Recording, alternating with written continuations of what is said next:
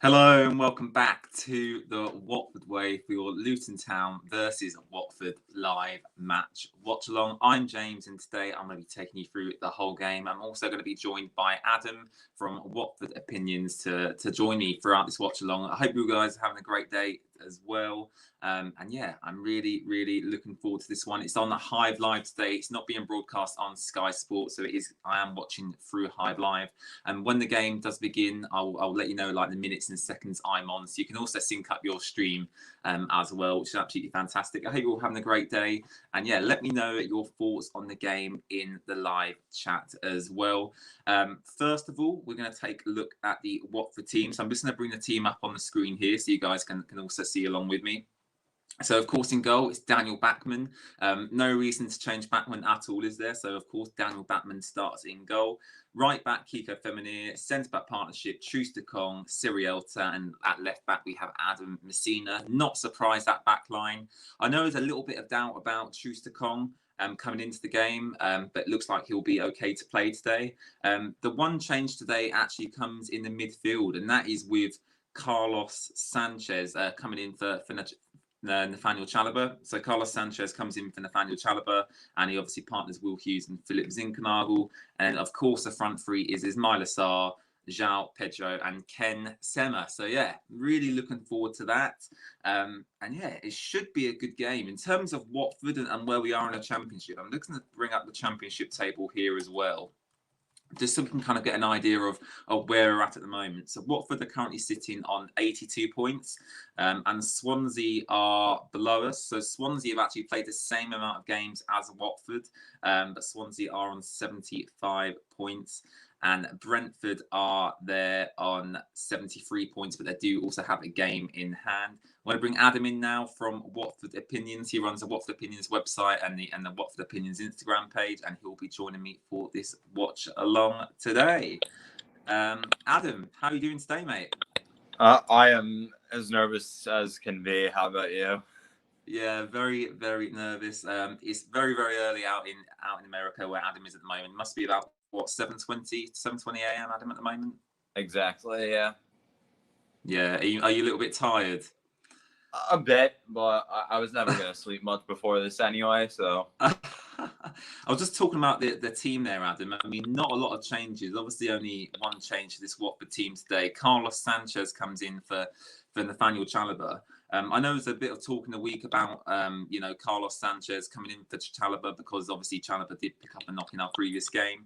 I'm actually quite happy with that. I think Carlos Sanchez has played quite well when he's came on so far this season, especially in the last few games. What do you kind of make of that Watford team? And, it should be enough to beat Luton, shouldn't it? I mean, again, one switch from the starting 11, if we want to go up, that should be able to still beat anyone. And yeah, Sanchez, he looked really good when he came on last week. The week before, when he came off the bench, I think it was against Sheffield Wednesday. That was like the only time he was sloppy for us. But besides that, I agree. He's been good when he's off the bench. I just think, again, the front three is the same front three, but Sema finally gets a full week of rest, full week in a day. So yeah. Sema should hopefully be at the top of his game again after getting some rest. Same with João Pedro, because I feel he's just looked a bit tired as of late. And then I think the main talking point has to be how the midfield pivot's going to shape up with Sanchez and Hughes in the squad rather than Chalobah, because last match, when Sanchez came on, Hughes did get to push forward a bit more, but the formation was a bit closer to a 4-3-3 with a defensive midfield triangle rather than the typical attacking midfield triangle with Chalobah. Yeah. Sanchez historically has been better as more of where Hughes was playing in the 4-1-4-1 type of 4-3-3. And I think the other big thing has to be mentioned is Hughes being captain. Now, I'm being really nitpicky here and so meticulous, I guess, with this, but the past few games, Hughes hasn't been at his very best. That's not to say he's been bad, because again, Hughes could be playing mediocre and still be one of the better players on the pitch. But I do feel Hughes, he's not been overwhelming the past few matches. But as Adam, can I stop you right there? Because Jesus has just let us know in chat that apparently Adam Messina is actually now out of the team. Wow. So I'm just going to check that on Twitter, actually. He must have got injured in the warm-up. That's not good. I'd expect, you'd expect Ashraf Lazar to come in for Messina, wouldn't you, Adam? I have to assume. I wouldn't be surprised to see Ngakia either. Yeah, I'm just going to check on Twitter. Yeah, here we go. So there's a late change to the Golden Boys. Adam Messina comes out because they've just put his feeling unwell in brackets. So hopefully Adam Messina's okay. And Ashraf Lazar has come in, and Mark Navarro has also been moved to the bench. So Lazar comes in for Messina, and then obviously Navarro has come onto the bench. So yeah, a little bit of shock there. I think this must be Lazar's first start for Watford as well, Adam. So it's going to be interesting to see how he gets on, isn't it? Yeah, I mean, again, I'd rather him come in on this game rather than against Norwich City or Brentford or Swansea. But I mean, this is the exact reason why we bought him in.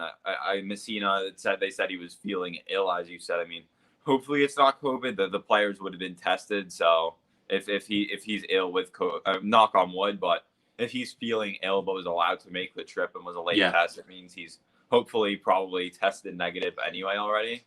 So yeah, absolutely. But yeah, I think Lazar. I mean, this is exactly why we bought him in. Even if it's only to start 1 or 2 matches, he's gonna have to eventually. I mean, well, not have to, and obviously we'd be wishing Messina to be healthy every match. But you know, this is exactly why we bought him in, and I guess better today than Norwich. Oh yeah, absolutely, and yeah, looking forward to this game. Adam, when kickoff begins, I'll let you know my minutes and seconds so we can sync each other up, just to make sure we're in time during the game. At the moment, I'm looking at some sprinklers at the moment at the Luton ground. Is that what your screen's on? It just went to this. You're probably a couple seconds ahead of me. Yeah. I'll adjust mine when we kick off. That'll be okay. All right, sounds good. But yeah, I think hope you got okay. Rudy saying Messina's unwell. Yeah, we've just seen that, Rudy. Caroline saying, are we excited or nervous today? I'm quite relaxed. Like, I don't know about anyone else. I'm quite relaxed for this game. I think that, the previous game we played against Luton earlier this season at Vicarage Road, I was expecting more feistiness. Is that the right word? I was expecting a bit more, for it being a derby. But because it's away at their ground, they obviously want to stop us getting promoted. Of course they do. So look, if they even get a draw from this game, I'm sure they'll be really, really happy with that. What about you, Adam? Are you kind of excited because we are so close to promotion now, or you must be nervous as well because it is Luton and you never know what's going to happen in these derbies, regardless of where we are on the table at the moment? Obviously, I'm naturally always nervous, but it's like I wouldn't say I'm as nervous for this one. And I said this before last match as well. I think I was more nervous going to Middlesbrough away, because then again, like with Luton, they're also like banging the mid-table. They're not facing relegation. They're not pushing for a promotion. I mean, they don't have much. And just to put it into perspective, I'm pretty sure before this season, the last time us and Luton played, I was literally a toddler. Like I was like too young to remember. So it's kind of like it is a derby, but without the fans, it's going to be hard for the players to replicate that feeling as much as people have told them about it. I mean, that feeling of a true derby, like us against Bournemouth, it was feisty anyway because that's been so recent. Oh yeah, I mean, I personally think like the rivalry between us and Bournemouth, especially for us younger fans, like I've never been to a Watford Luton game in my lifetime, just because I'm a similar age to you, Adam. Like I've never got to go to one just because of the difference in divisions that we've been in. So I think definitely for me, the Watford Bournemouth rivalry is definitely up there with the Luton one, at least for me, just because we are younger fans and that's a rivalry we've seen the most. Yeah, and it's going to be, I mean, we've seen Luton try to kind of take little digs at us. They have that hilarious Isaac Success poster, which, for those of you who don't know, it's a picture of the back of a Success's kit, and then it says, ironic considering they've done nothing for 136 years, as if we haven't been in a higher league than them for like the last 30, but it's... Luton fan in here, Don. I hope you're doing well, Don. Obviously, I don't wish you well for the game, but I hope you're having a nice day. He says, good luck today, lads. I'm bricking it. Well, you should be bricking it because we aren't going to beat you today, Don. So I'm so sorry, but we will be beating you today. You can't hold any prisoners today. Oh, you got to hold any prisoners. No, absolutely not. I think it's just, again, Adam. I mean, we mentioned this a few weeks ago. Actually, we're at the stage of the season now where it's not really about performances. It's just about picking up them 3 points. I'm actually not quite sure who Brentford and Swansea have got this weekend. I don't know if you, Adam. Yeah, Brentford face Millwall, which I could see Millwall testing them, and then Swansea face Wickham. So realistically, I mean, obviously, hopefully they drop points, but we can't expect them to at least this match week. Like I know Tuesday, I'm pretty sure Brentford have Cardiff midweek. It's like you look at that and think, okay, like maybe they'll have trouble there. I know Swansea are yet to play Reading away. They're yet to play QPR this season. So, like, they still have some difficult matches in the offing as well. Brentford still have to travel to the Vitality. I mean, that's their game in hand midweek, isn't it? So it'll be interesting to see what happens with their game. Well, we play the midweek well as now. I mean, I think the optimal scenario we could theoretically clinch promotion Tuesday if Brentford drop 4 points between now and Tuesday and we win both. Oh, really? Well, that's unlikely to happen, of course. It's if Swansea drop 3 points, Brentford drop 4 points, and we win both matches. Again, that's super unlikely. I think the date a lot of us have been looking at is that Millwall fixture, because I don't think any of us want it to come down to the last 2 fixtures, because at that point it's just too nerve-wracking. Definitely not. I can't have it coming down to the last 2 fixtures, especially the fact it's against such difficult opposition in Brentford and Swansea as well. I mean, my most recent article was about all the possible combinations. If we win the next 3, which again is a tall ask, then all we need is Brentford to drop 1 point in their next 4 before we play them. But I think another just notable thing is their match in hand comes before they play us. So we'll have had a full week of rest before we play them, whereas they'll only have like 3 or 4 days. And again, hopefully it doesn't even come down to that. Like, so I just don't think it's healthy for us. But like I think our life expectancy decreases by a year every match. No, you know what? I am really relaxed. I must be the most relaxed Watford fan in the world right now. But I just think that, I mean, of course, look, they're going to try and get us. I'll tell you what this reminds me of. Actually, if you remember back to that Bournemouth game, Adam, where Bournemouth throughout the whole game were trying to wind us up all the time. And, it ultimately culminated with that massive, I won't call it a massive fight, but there was a massive brawl at the end with the Bournemouth and Watford players. I think Luton probably will have looked at that. They probably can see that Bournemouth got to us mentally in that game. And they stopped us playing the football we wanted us to play Bournemouth in that game. And I think Luton will try and do the same because obviously technically, we have the better players, but mentally, if they can get into this Watford team, hopefully Xisco won't let that happen, Adam. But yeah, it's going to be interesting to see what happens mentally today, just because of the pressure that's on the game. Yeah, again, like Luton, though, I mean, they really don't have much to play for in terms of standings, and that's what they'll try to do, which is why it's also been so important. 5 of the last 6 matches we scored within the opening 15 minutes.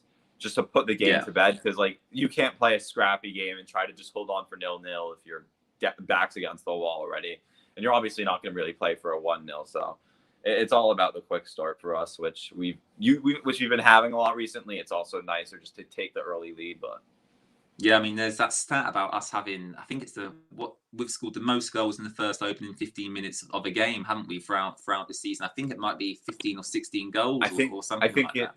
Yeah, I think it was 16. I think that's right. Yeah. Yeah, I mean that's good. I mean, I suppose that's a good thing, but I prefer if we scored our goals towards the end of games. It'll make it a lot more exciting.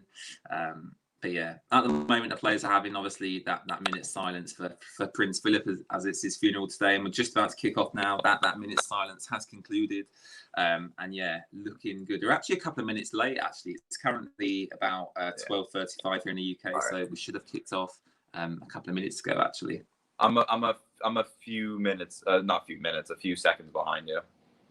That's all right. I'll pause my stream when we kick off, and so I'll literally pause at 0-0, and then you let me know when the ball's been kicked. All right.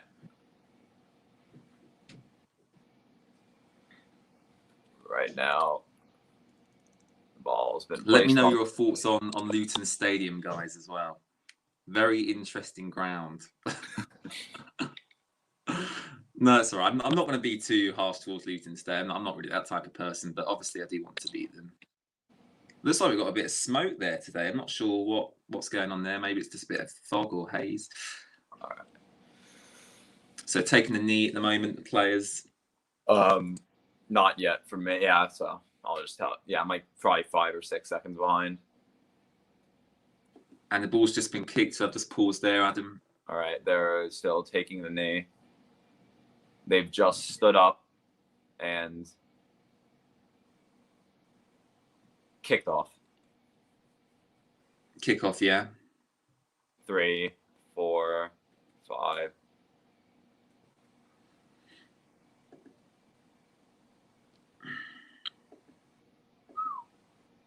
What's going on there? I'm currently on. I'm on 18 at the moment. Oh, you're still 1 second ahead of me.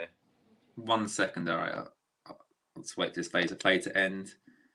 Bloody hell! I mean, Luton. This is a terrible start. Luton coming out of the traps there quite quickly. Blimey.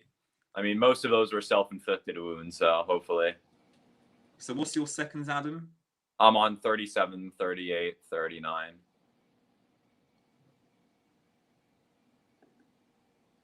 45, 46, 47. I'm nearly there. Nearly there.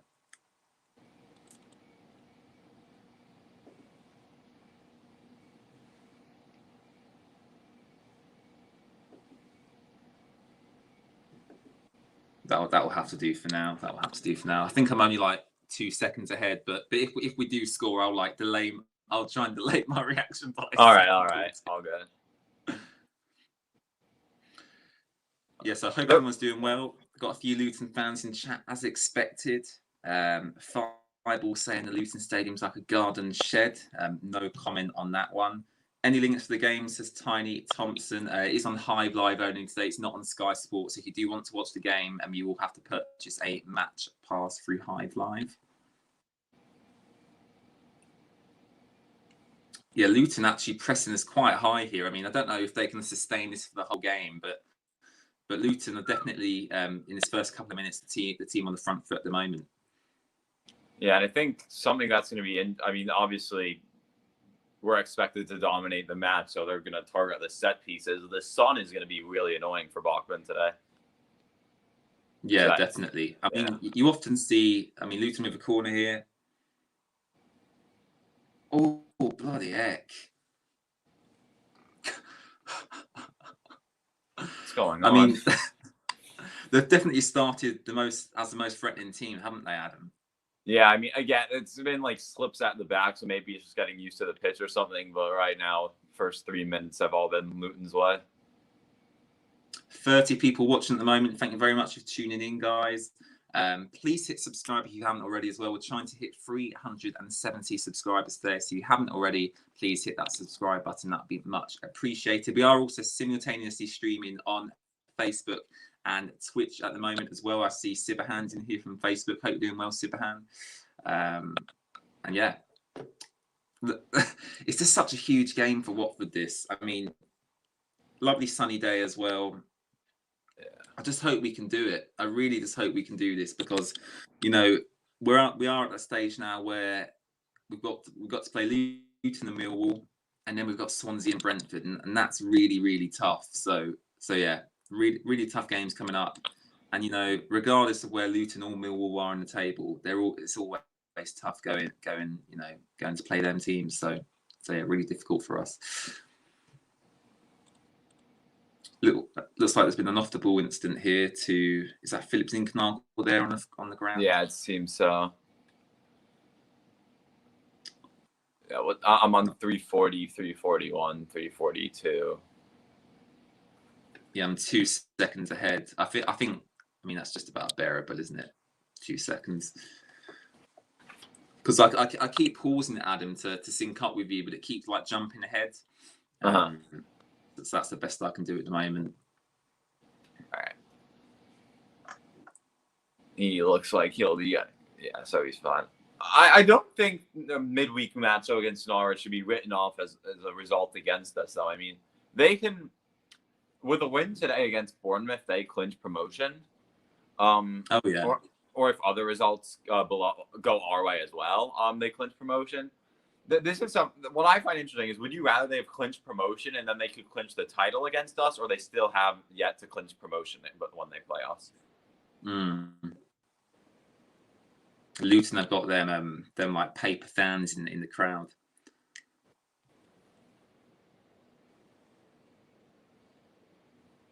I mean, I got to say, Luton have definitely started off the better team in this game. We only have played 5 minutes of the game so far, but they've definitely started more on the front foot than Watford have. But that is to be expected. I mean, they are at home. I mean, you'd expect. I mean, oh God, dangerous cross there. Yeah, you're like a second ahead. So, all right. I believe Brendan's going to be joining us for the second half. Adam as well. He's just messaged me. All right, sounds That'd good. be nice. I guess I playing down the left here. They've got him down the left. He's going to cross it into the box. He delayed it. Oh, you're a bit ahead of me.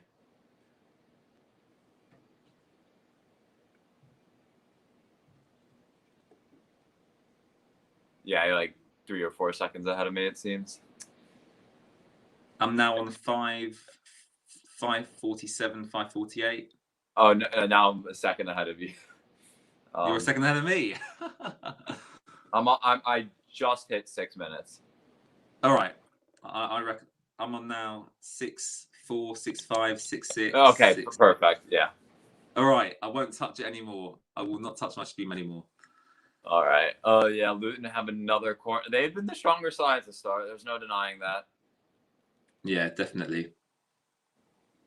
And I know that a lot of their fans have actually been looking forward to this game for such a long time, just because, you know, where they are in the table, they're currently sitting mid-table. They're not in a relegation battle, but they're obviously not battling for promotion either. So they've not really got anything to play for this season, other than obviously bragging rights for this game. Yeah, that's true. I mean, Watford here are struggling to really clear our lines, and Luton again here on the right-hand side. I know it's a Luton fan in chat. I mean, he highlighted one of their key players. If I just scroll up and find his comment, Adebayo is their biggest threat. He was saying is 6'4", a striker. I mean, yeah. I mean, so far he's looked quite dangerous.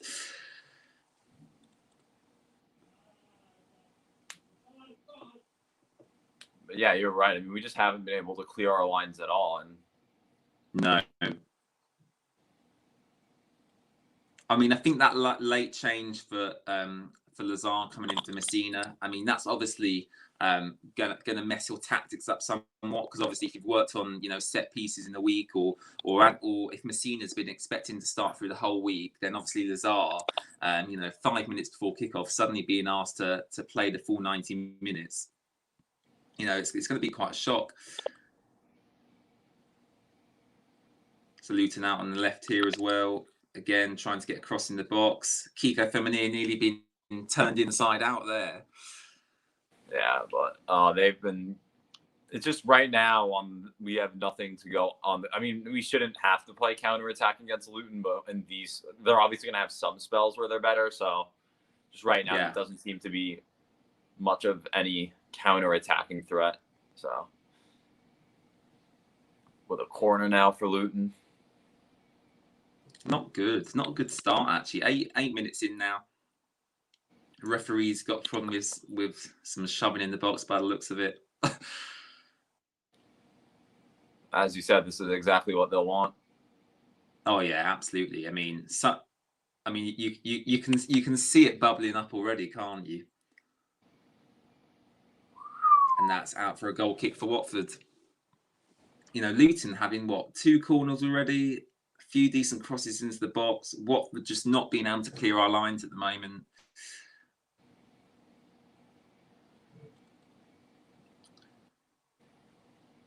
Not a good start. Not a good start. Hopefully we can just calm down. Yeah, and as it does seem, it seems like Sanchez will be playing that defensive midfield role, which maybe we should drop Hughes back in there instead, just for the sake of normalcy. Yeah. But I think that Sanchez, I mean, he's obviously such an experienced player, Adam. I think that he's obviously played in huge games before, you know, internationally and at club level. So I think Sanchez, you know, I'm sure he'd be right up for this, actually, considering it is a derby. And yeah, I've not got a problem with Sanchez playing. I just think that I don't know if he's got a full 90 minutes in him. because we've not seen it yet at Watford. We've not seen a full 90 minutes from Carlos Sanchez yet. So whether he can play consistently throughout this whole match, we'll have to wait and see. Yeah. I mean, I think it's just as a general statement, is even with Lazar coming in and him having a few minutes as well, I mean, your defensive holding midfielder is probably a bit more important to your starting 11 tactically than a left back is. So it's just going to be. I think Lazar will definitely offer us more going forward potentially than. Oh my god! Ooh. You know what? Daniel Batman looked a bit worried there, Adam. Yeah. I think he was more worried Ciraldo would have deflected that. Oh yeah, look, he panics right at the last minute. I think it took that bounce off the floor. I mean, that could have been another Ciraldo own goal there. Yeah. I don't know. The sun on that half of the pitch looks terrible as well. So I mean. Oh yeah. I mean, I've been outside today, and it is still really low in the sky at this time of year. So yeah. Mm-hmm. I mean, you often see keepers wearing caps. I know Joe Hart, when he plays, he wears a cap just to block the sunlight. Yeah, but it's up to the keeper, again, I suppose. Again, though, like it can't be used as an excuse, because then again, Luton are going to have the same scenario in the second half. So it's. Oh yeah, absolutely. It's not like it's yeah. Well, Adam, depending on the result, we'll use it as an excuse at the end of the game. But let's just keep that secret between us. Yeah. We don't need to mention that. Nathan Jones there for Luton on the touchline. I've got to say, in a reverse fixture, I mean, he was not very happy after the game. I actually remember watching a post-match interview with him, and yeah, he was having a right rant after we played him last time. So yeah.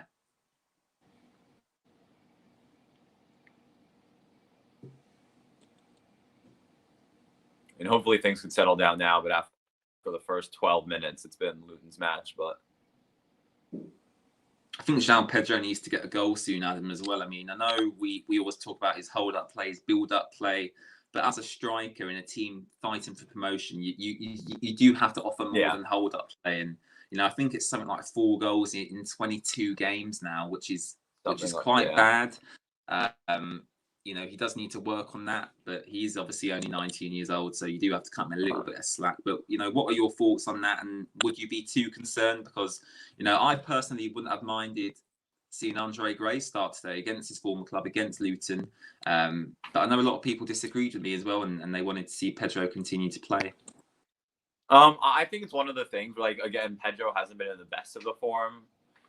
And if we do go up, I don't think he'll be able to lead the line on his own next year. But again, he is 19. I'm not saying that as if he's a bad player or anything. Obviously he's gonna get there, and we've already seen signs of it this season.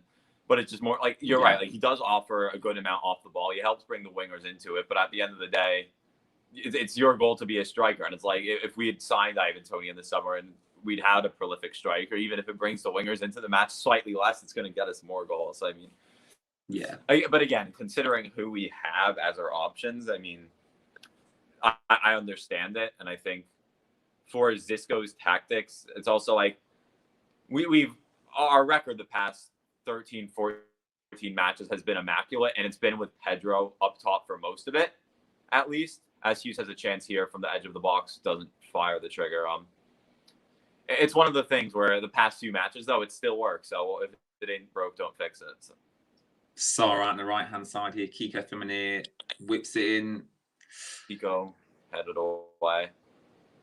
Better last couple of minutes. Am I just about 1 second ahead of you, Adam? It's not too bad, is it? Yeah. Just need a slight delay on the reactions. I will try my very best.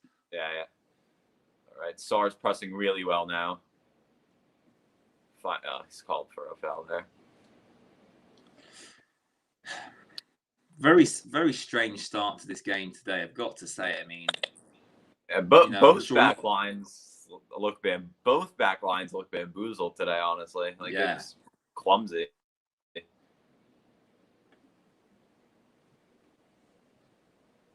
Is it Luton goal kick now?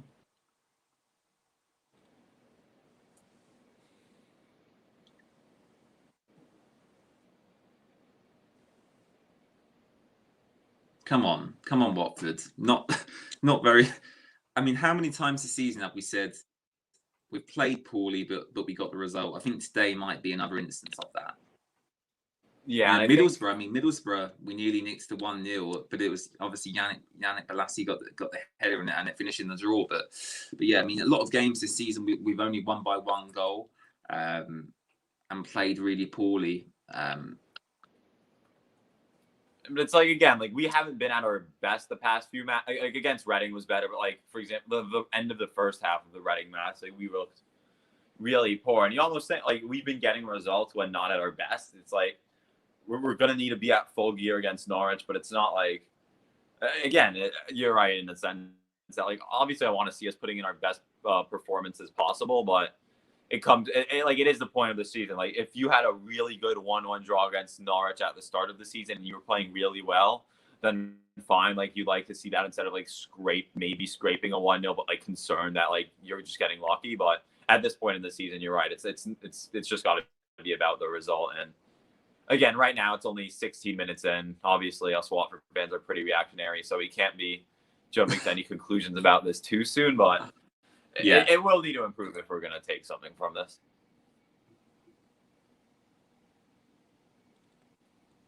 I mean, Watford are also trying to press. I mean, Pedro pressing the goalkeeper there, kicks it long.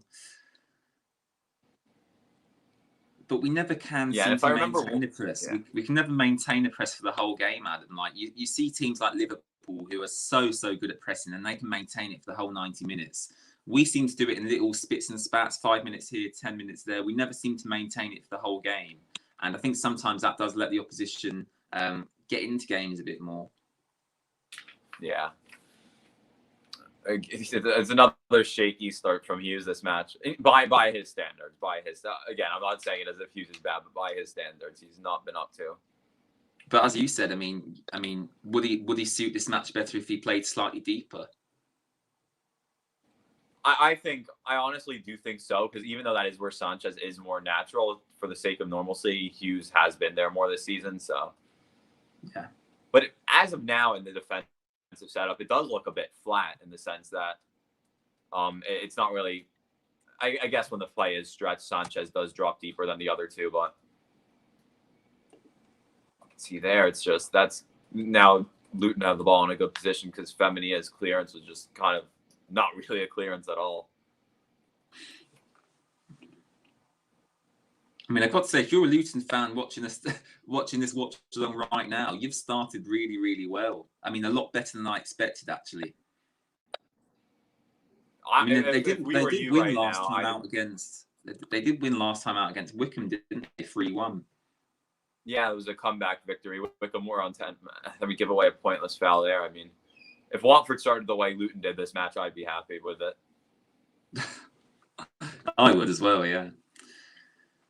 Again, I think it's something we also saw in the other fixture, though, is that we didn't really utilize the pace that well. And I'm pretty sure their best pacey player isn't on them anymore. I thought he went to Stoke for the second half. I could be totally making this up, but. So Luton Town have got a free kick here now, right-hand side of the pitch. Well, Watford's left, actually. They're going to try witnessing. I mean, they do have some tall players, as the Luton fan mentioned earlier. Adebayo, 6'4". He's obviously going to be a threat.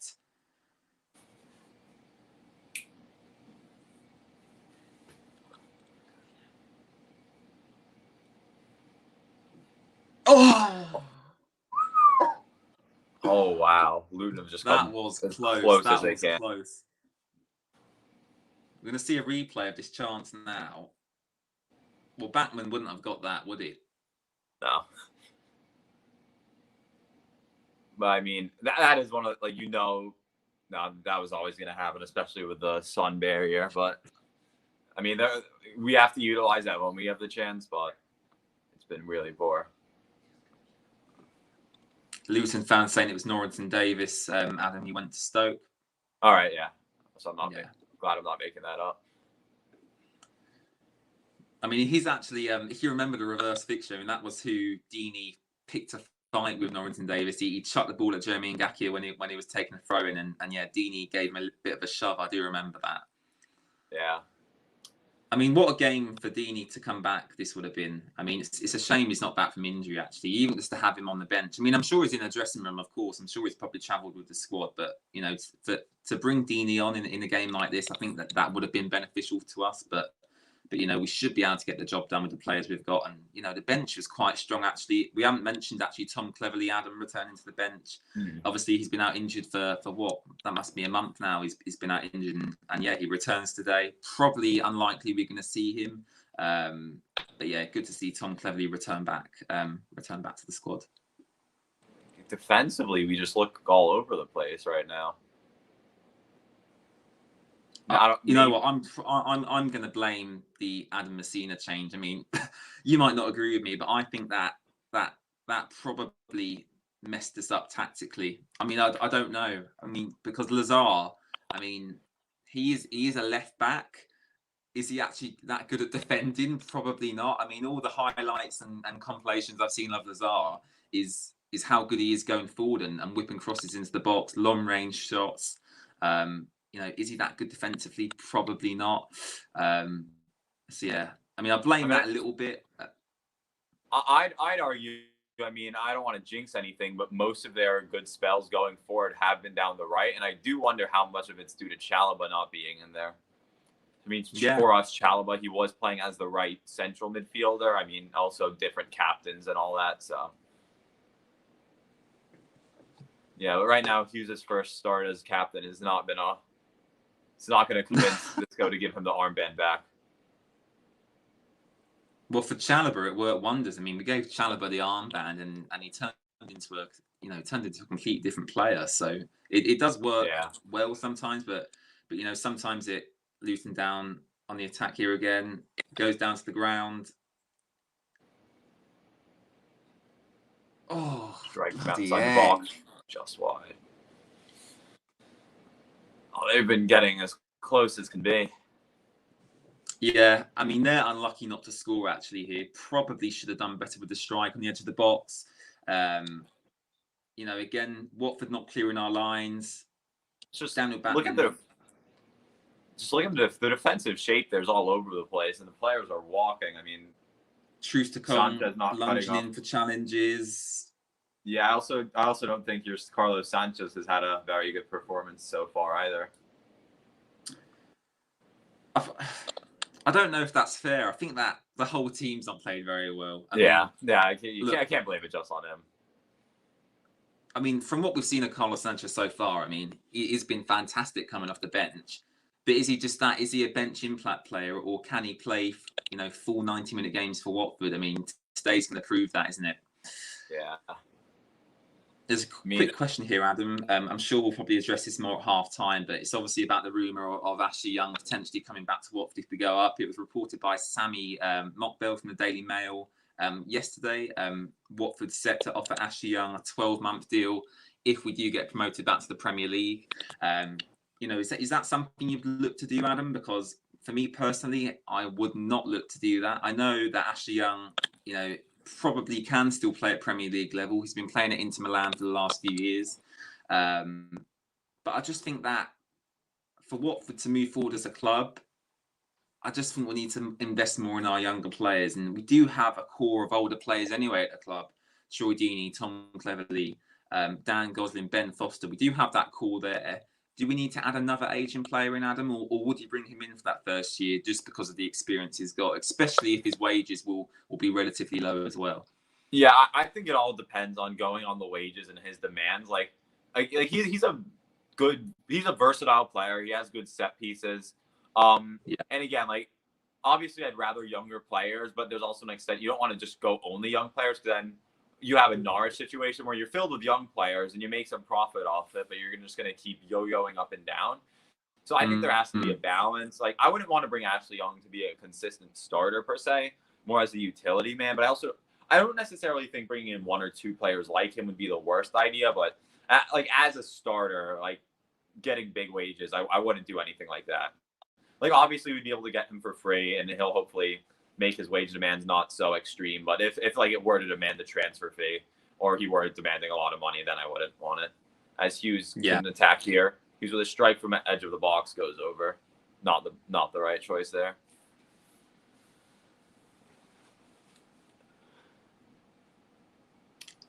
Yeah, I mean, decent strike from Hughes. I mean, way over the bar, but you might as well have a shot on goal at this stage of the game. I mean, we've not really offered anything going forward so far.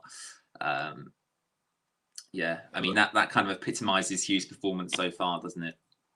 Yeah, I mean, and again, Sema, Pedro Sarr, neither of them have really done much of anything so far. So, six subscribers to go until we reach 370. So if you haven't already, please hit subscribe on the stream. That will be much appreciated. If you're watching on Twitch or Facebook, make sure to follow us on them pages as well. Simultaneously streaming across all 3 platforms today. So thank you very much for watching us on all of them. 40 people watching now as well. I'm sure we'll have a few Luton fans also watching with us here. And you guys have started really well, actually. I mean, I do have to give you, credit for how you've started. I mean, you don't look like a team, 11th, 12th in the table at the moment. You do look like quite a good outfit, actually. And definitely, I mean, again, their defensive mistake from Watford. Luton out on the right-hand side here. Luton cross it in, just not overweight. I mean, it looked like the ball went out of play, actually. Yeah. I think it was Lazar with the initial error there as well to let the ball skip by him.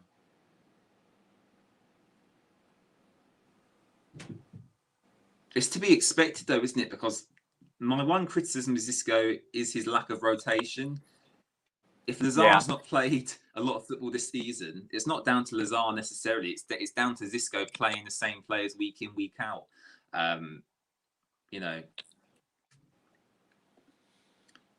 Thanks, guys, for the commentary. Greetings from Australia. Thank you very much for watching, David. Really appreciate you being here. Good start for Luton, David, so far, to be honest. I mean, not a good start for Watford at all. And this game's gone past really quickly, actually. 26 minutes gone already. Still 0-0. And yeah, I just hope we can get the win. Really do hope we can get the win. I mean, I guess I don't want to tempt any fate or anything, but the way we're playing right now, you just have to think, let's just get to halftime at 0-0 and reset, regroup. Wow, lots of you international fans in here. Hayden is from Australia. Steelers Nation is from the US in Baltimore. And DJ is from New Zealand. So thank you very much for tuning in, guys. Really appreciate you being here.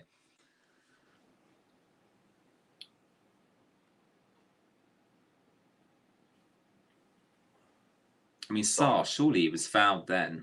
Yeah, it's been given, yeah. Yeah. Not seen a lot from Sarr, actually, have we, Adam? I mean, they're kind of marking him out of the game. Especially with Norrington Davis not there anymore. I mean, I remember he was matching Sarr for pace in that match, so I think we do need to utilize the pace more. But again, I mean, I obviously want to have a lead going into halftime, but it's one of the things like let's just not be down based on how we've started. But the past 10 minutes have been a slight improvement for sure. Definitely not the level we should be at, but it's still been a bit more of an improvement. Yeah. So free kick here for Watford. Looks like Philip Zinkernagel is looks like Hughes going to be taking it, actually. And what second are you on? I'm on 28, 31, 32, 33. Yeah, all right. Perfectly insane. All right. So Hughes looks like he might take this short, actually, to Philip Zinkernagel here. Watford do a few different set pieces every game. You can tell what they've worked on in training. So Hughes to Zinkernagel. I mean, who hits it? Oh, it's a poor strike. I mean, it's on good, target. Good set piece play. He just kind of snatched at the strike. It was a good chance. It was just not the best strike, as Luton can now counter. Oh, and on goal 1-on-1. And good save by Bachmann. Offside. I mean, that's a standard save there for Daniel Bachmann, wasn't that?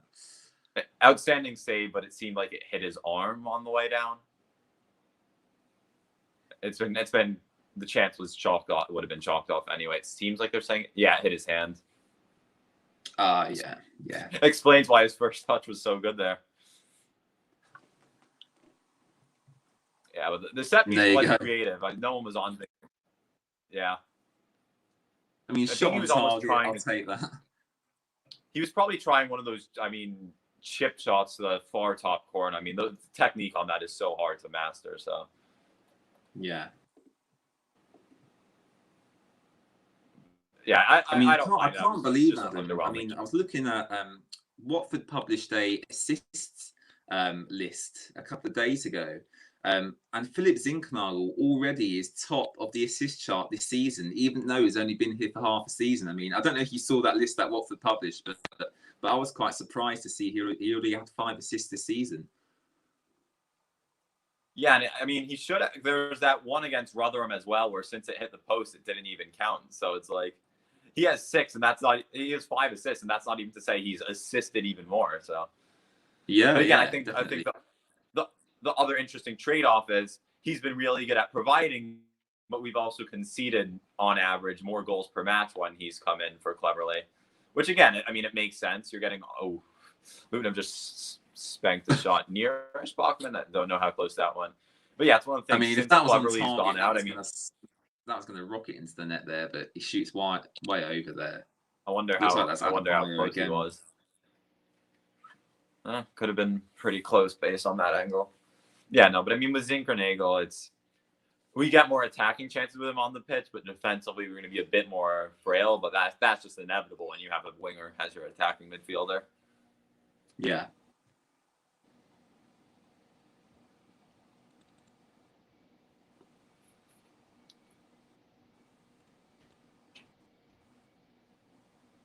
Luton playing much better football in this game, I've got to say. Nice little bit of play there, but Watford do win the ball back. Lazar for it now, headed away. Watford with a throw-in. I mean, we've grown into it a bit. It's like we shouldn't have to be growing into this match, but no, you got to make do with what you have. Lazar throws it in. Pedro chests it near Sema. One away by Luton. Luton have a chance to counter now. Forced out wide by Sanchez there. Still with it though for Luton, back into their own half.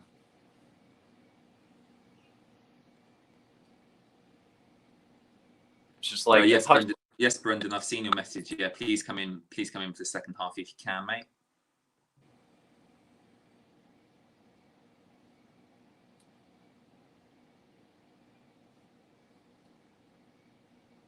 I mean, I think this is the problem, Adam. I mean, you find it in football quite a lot, actually, where, derbies, they get overhyped a lot, before the game. Everyone's really hyped up. It's going to be a fantastic game, blah, blah, blah. And then it happens. And then actually is quite a dull game so far. So, obviously, if fans were there, I'm sure it'd be a lot tastier than it is at the moment. But yeah, I've been a little bit let down so far by Watford's performance. I just thought we'd be a bit more up for it than we have been so far. Yeah.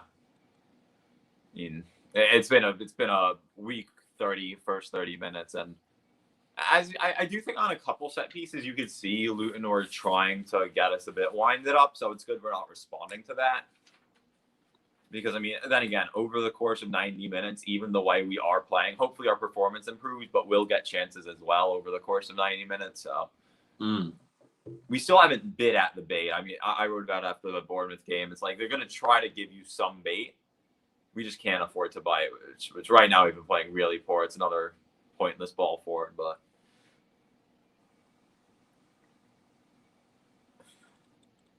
I mean, I can see what's going to happen already. I think like the Watford players, I mean, I'm sure they're frustrated with the performance so far. I know that Xisco does get into them at halftime. Sometimes I've read a few interviews with the players that Xisco does get quite animated in the dressing room at halftime. Hopefully he can give them a bit of a rocket today. But Luton again on the attack here. Luton cross. Daniel Batman claims it. Yeah. Yeah, he's going to have to get into them at halftime. But as you said, I mean, we played even worse than this in like the last 30 minutes of the first half against Reading. We played worse than this in the second half. It wasn't our best performance, but we did what we had to do. And it was definitely a response in the second half of that match. Corey says, do you ever go to games? If so, what stand do you sit in? So, Corey, I do go to games. Sorry, Luton on the attack here. I'll answer your question in a second, Corey. Luton out on the left-hand side, and Hughes intercepts, and Hughes gets it away. So, yeah, I do obviously go to games. I do have a season ticket at Watford, and I sit in the lower Graham Taylor stand. So, if you ever see me at Watford, I'll be sat in the lower Graham Taylor stand. Adam obviously is in America, so he doesn't have a season ticket. I'm sure if he could have a season ticket, he would. But yeah, where do you usually sit, Adam, when you come over for games? Do you sit in the Rookery usually?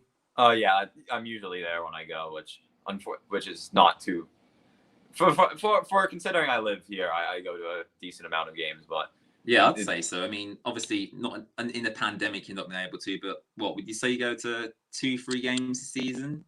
No, it's usually 1 or 2 a season. Not that's a bit much. As Pedro has a chance on a counter here. Oh God, he's left that up again. I think Sarr also made a pretty poor run there. Sarr ran outside of the defender, so Pedro would have had to cross it, and I don't think Sarr gave him the best option there. Again, we're passing it, very pointless passing it around. Sanchez and Zinkernagel lose to the Luton player. I mean,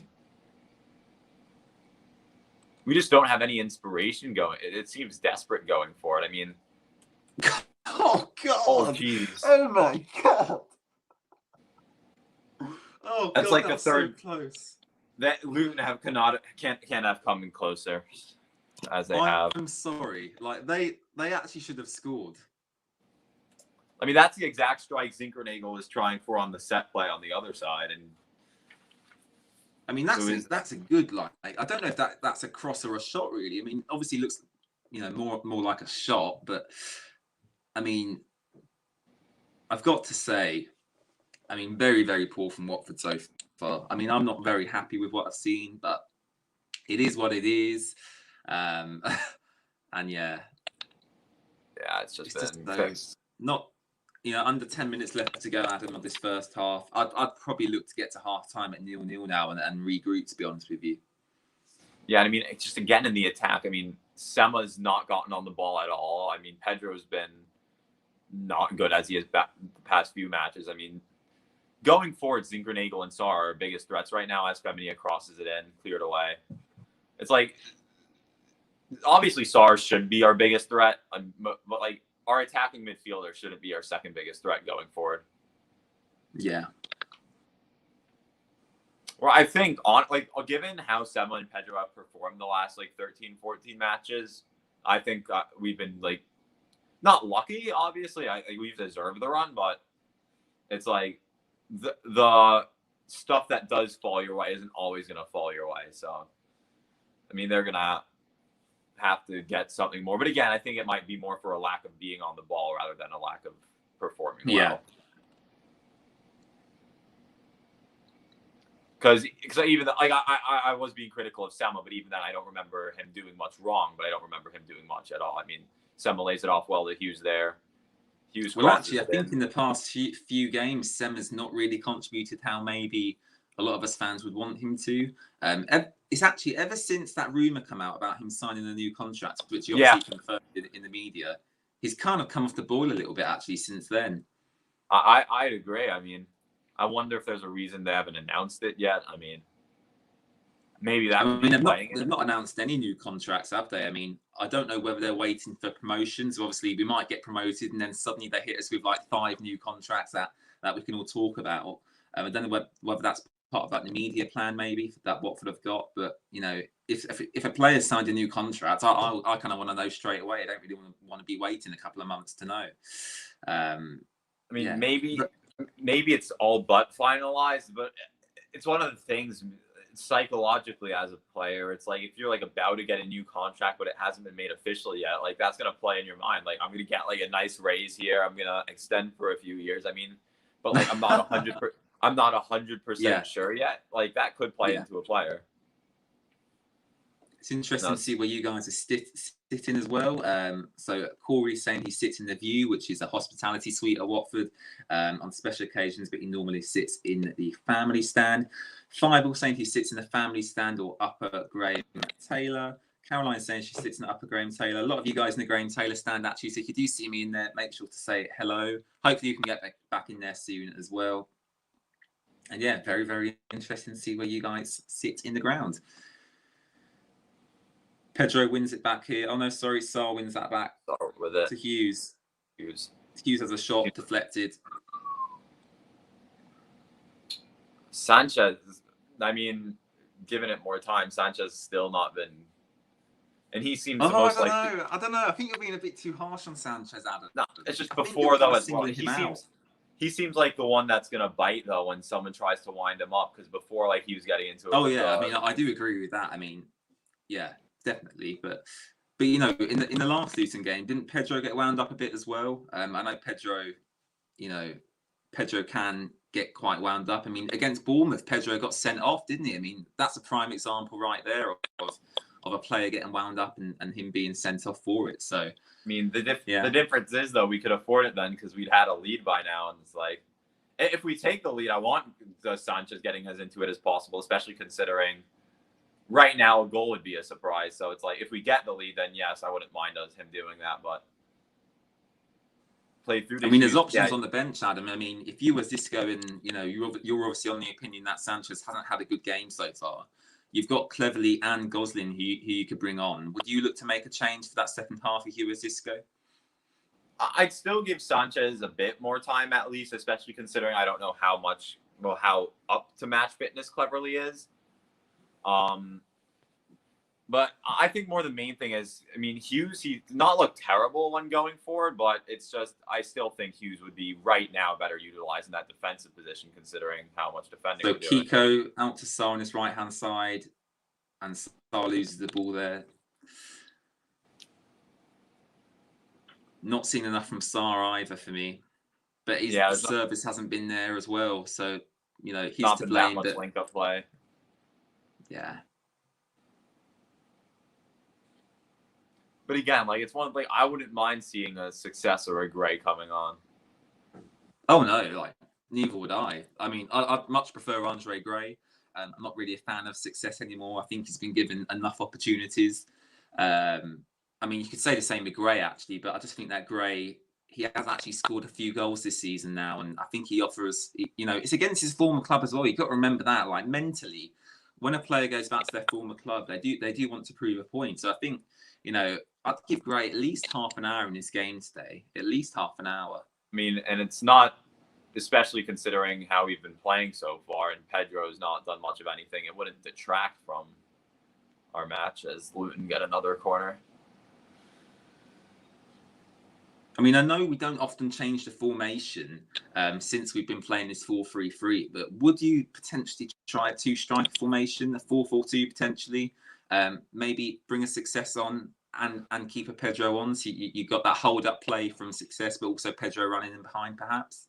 That's one of the tough ones, because it's one of those that, like, seems like it makes sense, but the problem at the beginning of the season with, for example, the 5-3, the 5-2-3 or something like that is,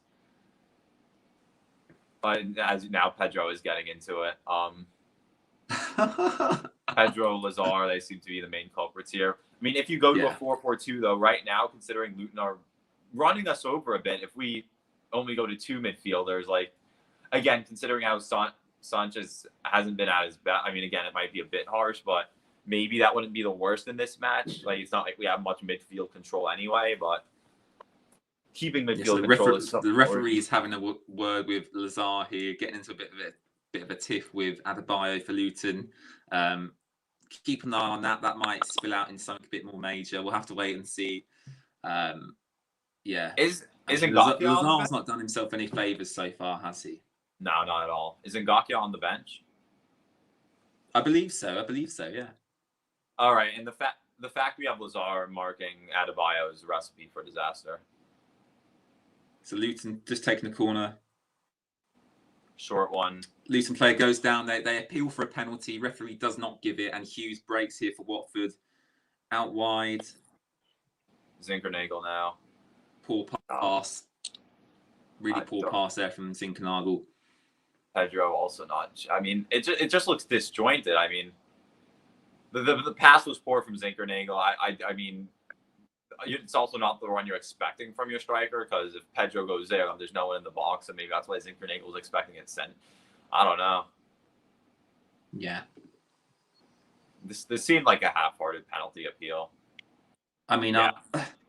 I've seen them given. I've definitely seen them given, but I don't think so. I don't think that's a penalty. Very, very soft.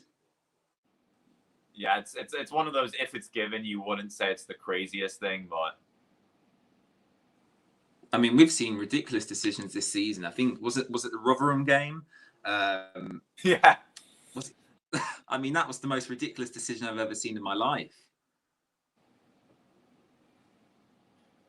I'd want to see Lazar come up. As you said, Lazar, I mean, he looks like, I mean, he's made a couple defensive mistakes. He's also getting wound up by the Luton players. I mean, yeah. I mean, we've seen Jeremy Ngakia play in that position, though. I mean, he's obviously not Jeremy Ngakia. That is not his natural position. He's obviously, naturally a right back. But we have seen Jeremy Ngakia play there under Vladimir Rivic when Messina was out injured at the start of the season. So, I wouldn't have been opposed to that.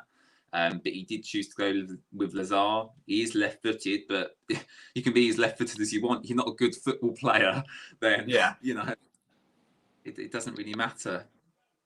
He can definitely offer us something going forward, Lazar. But to chuck him in for 90 minutes against Luton Town, the biggest game in Watford's history in terms of derbies, I don't think that's quite the right decision, but there we go. Sarr just went down there from an injury, but he has just got back up now. Zisco there, he's just walking around pondering. Come on, Zisco. Come on. Get into them.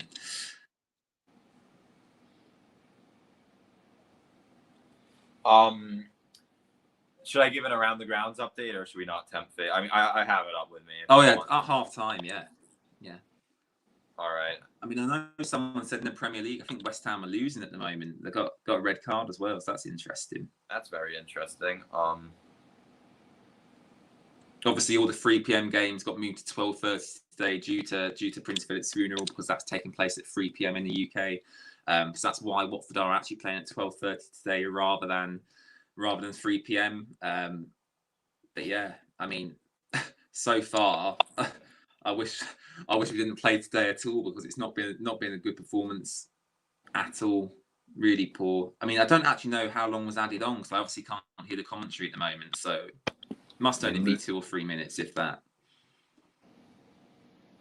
Luton with another free kick now. Yeah. Yeah, you can see the frustration building now as well in this Watford team. The halftime updates will be interesting. I don't want to spoil them or tempt any fate, though, so we'll wait till halftime. Thank you, Adam. Thank you very much. And hopefully Brendan should also be joining us at halftime as well, and for the second half, fingers crossed. Luton cross it in. Headed back across. Or it's actually headed on goal from a difficult angle, but that one was fast. I mean, you can see what he was doing and how it would catch the keeper off, and that seems like it'll be the last action of the half. Yeah. And around the grounds, before we start talking about it, well, right now the players are walking off the pitch. It doesn't seem there's too much inter-team talking. You can see the frustration with the Watford players, and it seems like we aren't the only ones feeling the pressure, as both the Swansea and Brentford match are 0-0 at half as well. So I mean, oh wow, okay. I mean, that's interesting. But also, Adam, that makes me more frustrated that we haven't gone ahead, because if them results stay the same in them games, I want Watford to capitalise, of course. Yeah, I mean, I'll get the stats up. I mean, the tail of the tape is Swansea have had 60% possession, 2 shots on target. I mean, you can't really tell too much from stats. And the Brentford-Millwall game, Brentford haven't had a shot on target all match. So, yeah. All right. Hello, Brendan. Are you okay? Yeah, I'm fine. How about you guys? Well, I mean, I don't know if you've been watching that game, Brendan, so far, but we're not very happy so far at all. I mean, I don't know how much you've seen, Brendan, but what are your first thoughts on that initially? I just missed the first 10 minutes about some problems with my payments on Hive Live, but we're looking nervous in that first half. We're not get our game. Luton is pressing us down our own half. I think Luton is the better team. I doesn't like to say, but Luton played very well this game. We not have a lot of chances. If we lost the ball very, very much in that forward position. We can't take a shot on target. We need to find something else. But this is not our game so far. No, it's not. And I mean, as Adam said, the results in the other games are going in our favour at the moment. Yeah. It's just very frustrating, Brendan, that we've not really threatened them going forward at all. They need it's to been very be frustrating, up front. They need to be in front as well. They've got the biggest chances of the game. If you were Zisco, Brendan, at half time, what would you kind of say to the players? Because it just doesn't look like the players are really up for it today, and it looks like the Luton players are, obviously getting into our heads. If you were Zisco, what would you kind of say to the players at half time? Don't be nervous. Just play your own game. Just play the way you like, and don't get interrupted by the Luton Town players. But I think it could be this time that we have a very set first half and a very good second half. That will be great. Just you know what, we need to score very, very fast. Otherwise, Luton could win this game. I doesn't like to say, but we need to score very, very, very soon after the first half. After the half time break. Yeah, absolutely agree. I'm just going to pop off really, really quickly for a couple of minutes while I just have a quick break. But I will leave you in the capable hands of Adam and Brendan to answer a few of your questions in chat. So I'll just wait for a few more questions to come through in chat. Before I go, actually, Brendan, for a couple of minutes, can I just get your thoughts on the Ashley Young rumours that came out yesterday? We talked about it a bit earlier in the stream. How do you kind of see that happening? Because it is looking quite likely we will go up. Fingers crossed. Is Ashley Young someone you would look to bring in, Brendan, on a 12-month deal? Because, as I said to Adam, for me personally, age-wise, I just don't like the idea of bringing in these older players. I mean, fantastic player, fantastic experience, and he's played at the very top level. But for me, we need to be building out our squad with younger players. And I said to Adam, we've got that core of older players here already: Ben Foster, Tom Cleverley, Troy Deeney. Lots of experience. Do we need to add more experience to that team if we go up, or do you look to bring in someone younger in that position? Like, what's your thoughts on that? We don't need anyone who's bringing experience because we have. Depends on who's leaving, but we still have a lot of experience. Even if Troy leaving, if Ben is leaving, we've still got a lot of experience. And Ashley Young, if it will be his last season, from his side, yeah, of course, he likes to go to Watford and end his career at Watford. But for Watford, his age is such a thing, He's a great player always. He's plays at huge games with Inter Milan, with Man United, with England as well. I think he played a lot of games. But personally, for him, it will be great to end his career at the Premier League season with Watford, because Man United will never get him back because he's too old. So why he should come back to Watford? Because he's too old for us as well. But yeah, I will be all right with it if he's not starting. Like if Deeney stays at Watford, he doesn't need to start. Then I'm happy, Yeah. I think you need to keep him on the bench and just give him some time in the second halves we play in the Premier League. He will be a good one as well, but not a starting player. That we have a lot of young players, youth players that could be on Ashley Young's position. So here's a question for why I'm gone. I'll be back in just a couple of minutes. Fireball Watford asks, and obviously I put this to both of you. Adam, you can go first on this one. And it's who should we sign if we go up? And my question to you, Adam, is obviously who should we sign if we go up, but what positions should Watford be strengthening if we do go up? Should we be strengthening that front line? Should we be adding to the midfield depth and getting another midfielder in? What should we be doing if and when Watford get promoted back to the Premier League? And I'll be back in just a couple of minutes. I feel like we're tempting fate here. We're tempting fate a bit with these, but that's why I haven't written any articles about it. Yeah, but no, if we do go up, maybe another. It depends with the centre backs, because the centre back scenario. I mean, you look at it. We got Cathcart, Cabasele, Trusacong, Sierralta. Ben Wilmot. I mean, you look at it, and we have enough depth, but the one thing that's always been the issue in the Premier League, it's not been depth. We've always had a lot of depth. It's like we just haven't yet had that one person who's like, okay, he's a bit more of a cut above than the rest. It's like ahead of the 2019-20 season, we were like, okay, we need like a good defensive recruitment. And we signed Craig Dawson, where it's like, he's all right, but he's just another depth player. So maybe another center back. I don't think that's an absolute must, but I wouldn't be surprised. The right back department, I think we're fine with Femenia and Ngakia. Goalkeeper department between Foster, Bachmann, and Dahlberg, we have our options. Left back, I wouldn't be surprised to see someone come in to challenge Messina a bit. I mean, yeah, I wouldn't be surprised to see that. Again, I don't think it's a need, but I think I wouldn't be surprised if we splashed 5-10 million on one if we went up.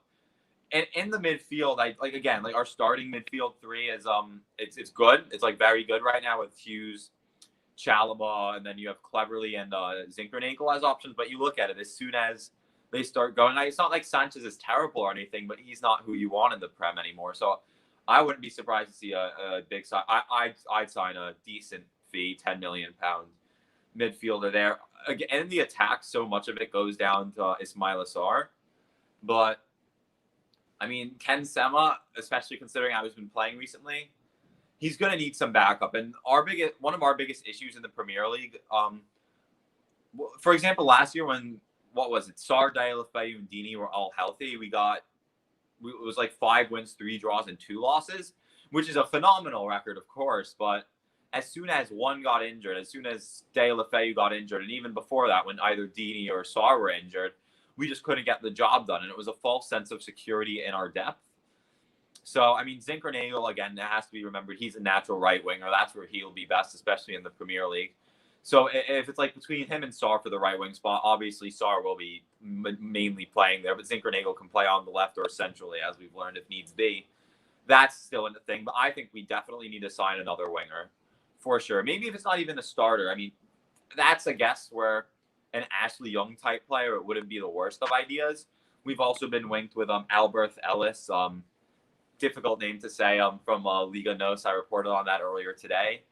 25-year-old Honduran. He's on Boa Vista right now. Like, he's the type of signing I'd like. 25 years old. He's not going to demand every minute to start. He's been linked with a few good teams. I remember watching him when he was in the MLS. He's very similar to Sar in the sense he's a super pacey player. Like, that's what characterizes him. I wouldn't be surprised to see him come in. So I definitely want another winger signing, definitely for depth, definitely to push Ken Sema for starting minutes. And then the striker scenario, it's so tough because I think we've all accepted Dini's well past it now. Then you have Pedro and Cucho, who will come back if we get promoted. Those are 2 players. It's like they're great.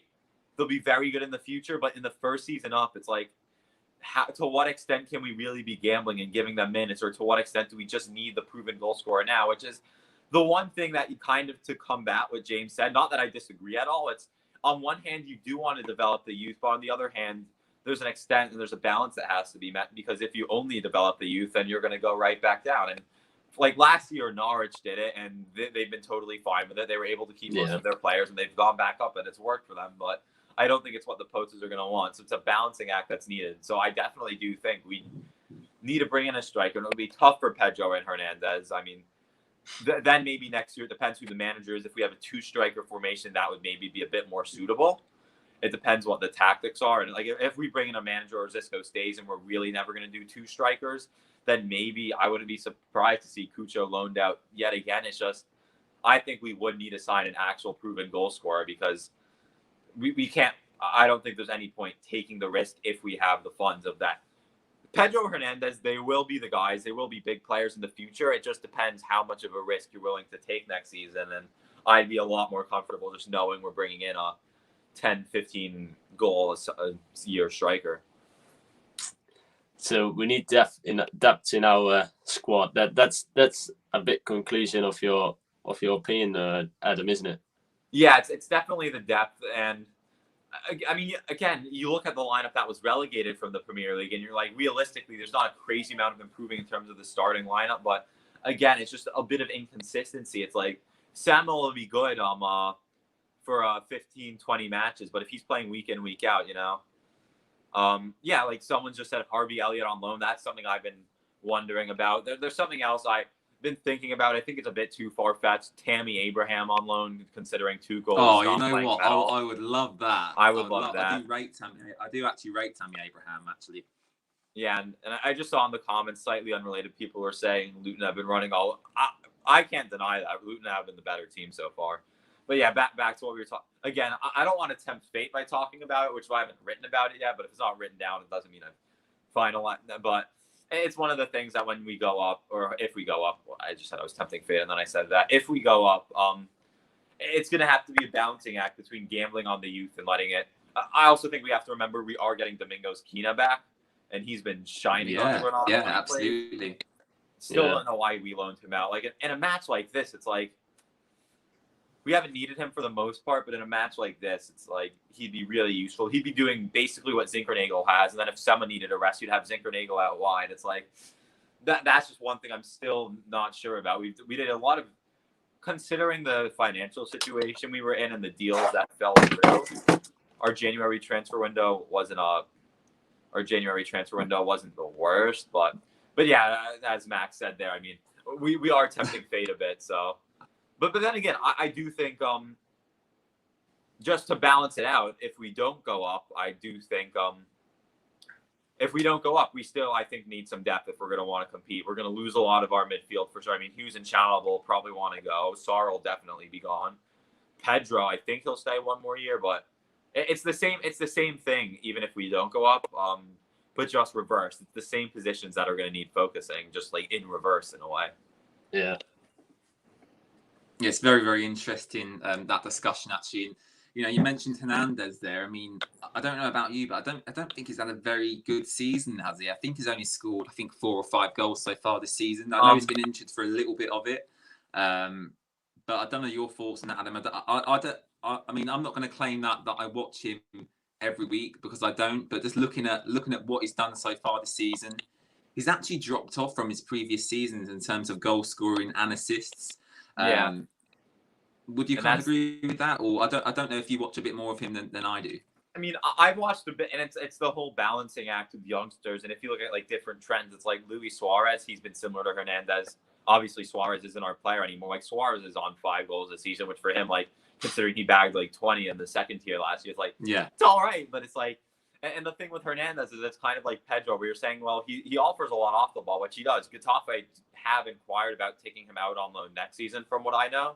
But Watford haven't allowed it yet in case we do get promoted.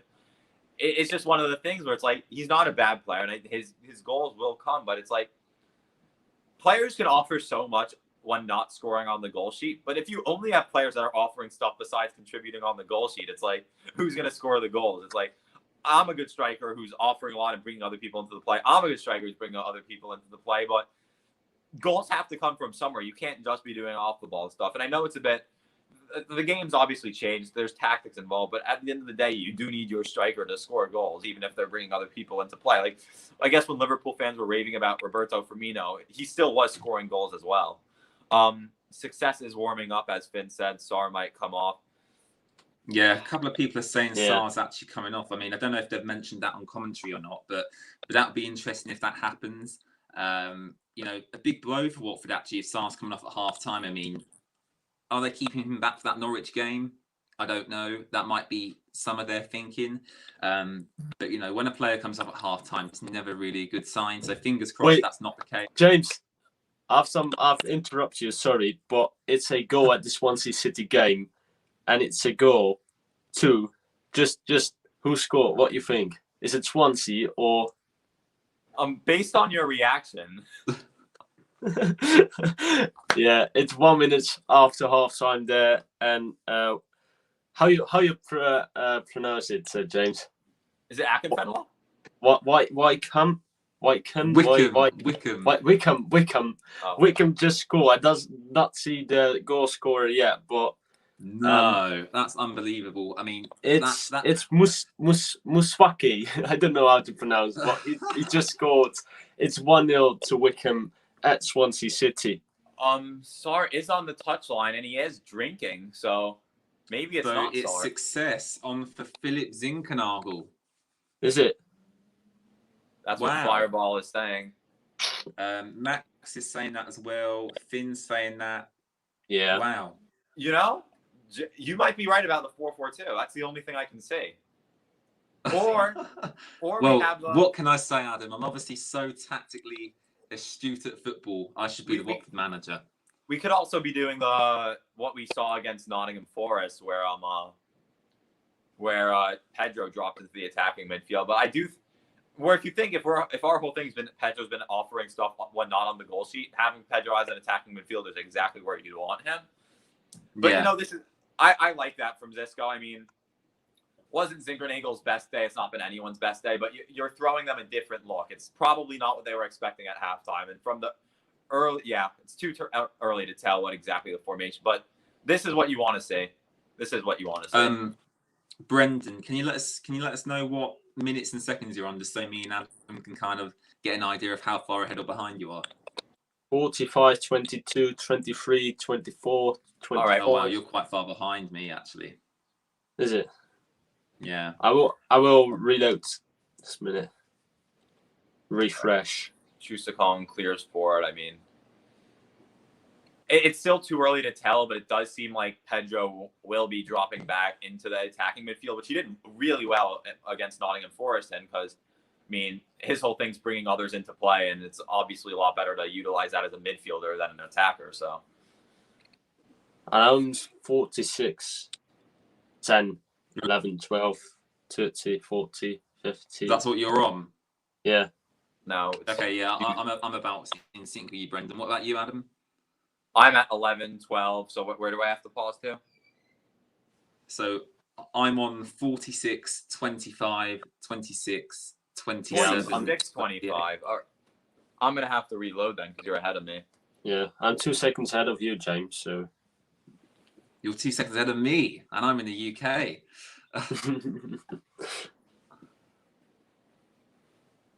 I'm on 45, 46, 47. yeah, that's quite good. It's about 3 seconds difference. Success making some trouble already. I think another thing with success bringing success on is like we tried clearing it up a bunch in the first half, and I don't want us to play hoofball, but we didn't have a target at all. So Andre Ayew injured for Swansea apparently as well. That's no, success needs to score and then run to the banner with his name on it in the stadium.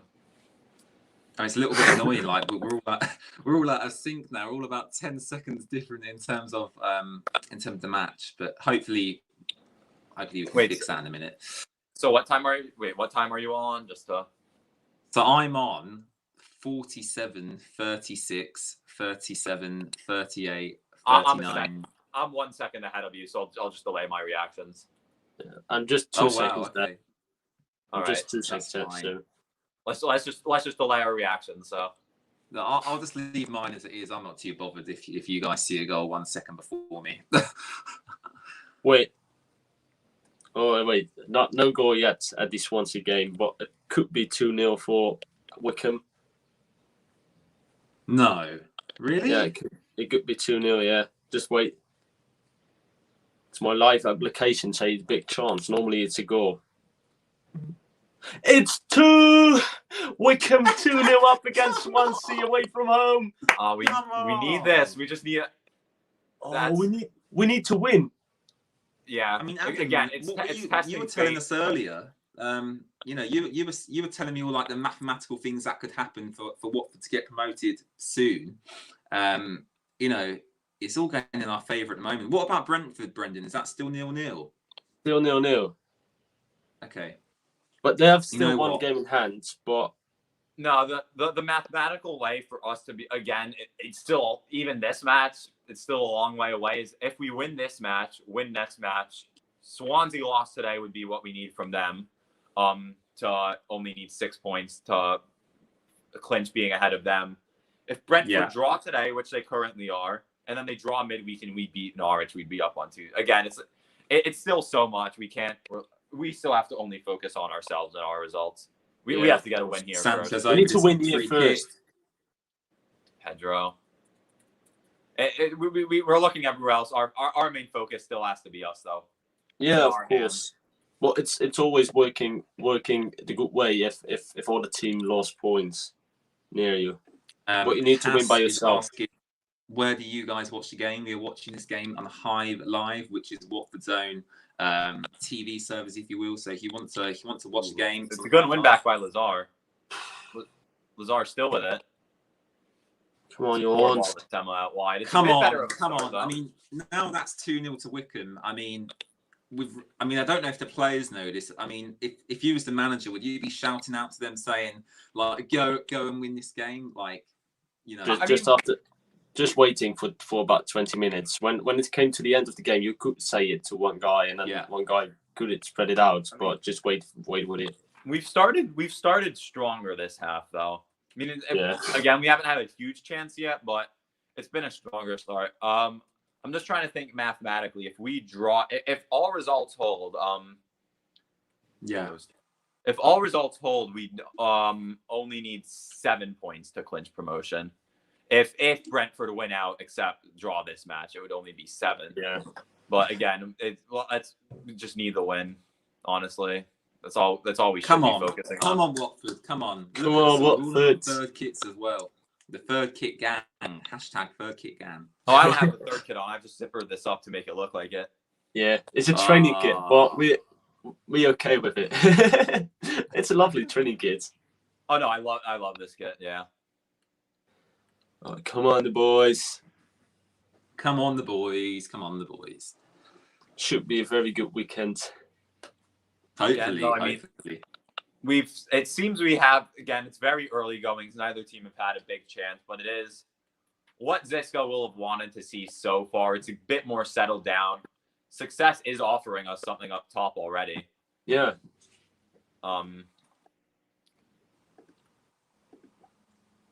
Difficult ball. I mean, there, I'd prefer to have seen Gray, but I'm not too bothered. I think it's more just when we launch the ball forward and.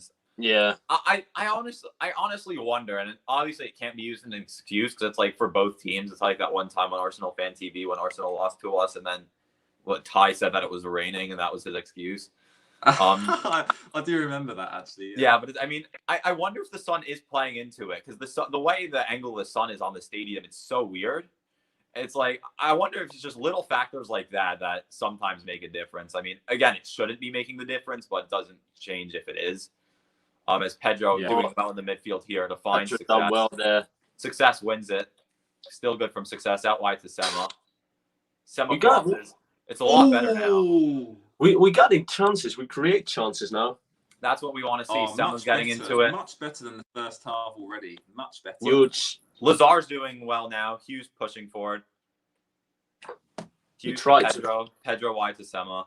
Oh, great. Oh, Sema gets to the byline. Sema cuts through. Sema across. Oh! Hit away. Pedro. Oh, it's much better. Pedro strikes. Claims for a handball. It's much better now, though. Play for Watford here. Still got the ball. Carlos Sanchez out wide. Get sweating, boys. Shoots the Kong out to Femenia. To Sar. Good to see Sar looks okay. Good tackle there from Luton Town. Sanchez wins it back. One. Oh, it just misses out on Lazar. I could see Lazar would have hit it there. Far out. It's better now, though. It's a lot better. Yeah. I don't want to jinx anything, though, because Hughes pulls. Hughes does that a lot where he just pulls the other play. I don't know how Hughes hasn't gotten a yellow card suspension yet. He does that a lot. Because 50 people watching the stream now. 50 people. Thank you very much for watching. Really appreciate you all being here. Make sure to go check out Adam and Brendan's pages in the description down below. And yeah, please hit subscribe if you haven't already. We're only 4 away from 370 subscribers. So please hit subscribe if you have not already. Come on. Much better from Watford, Brendan, isn't it?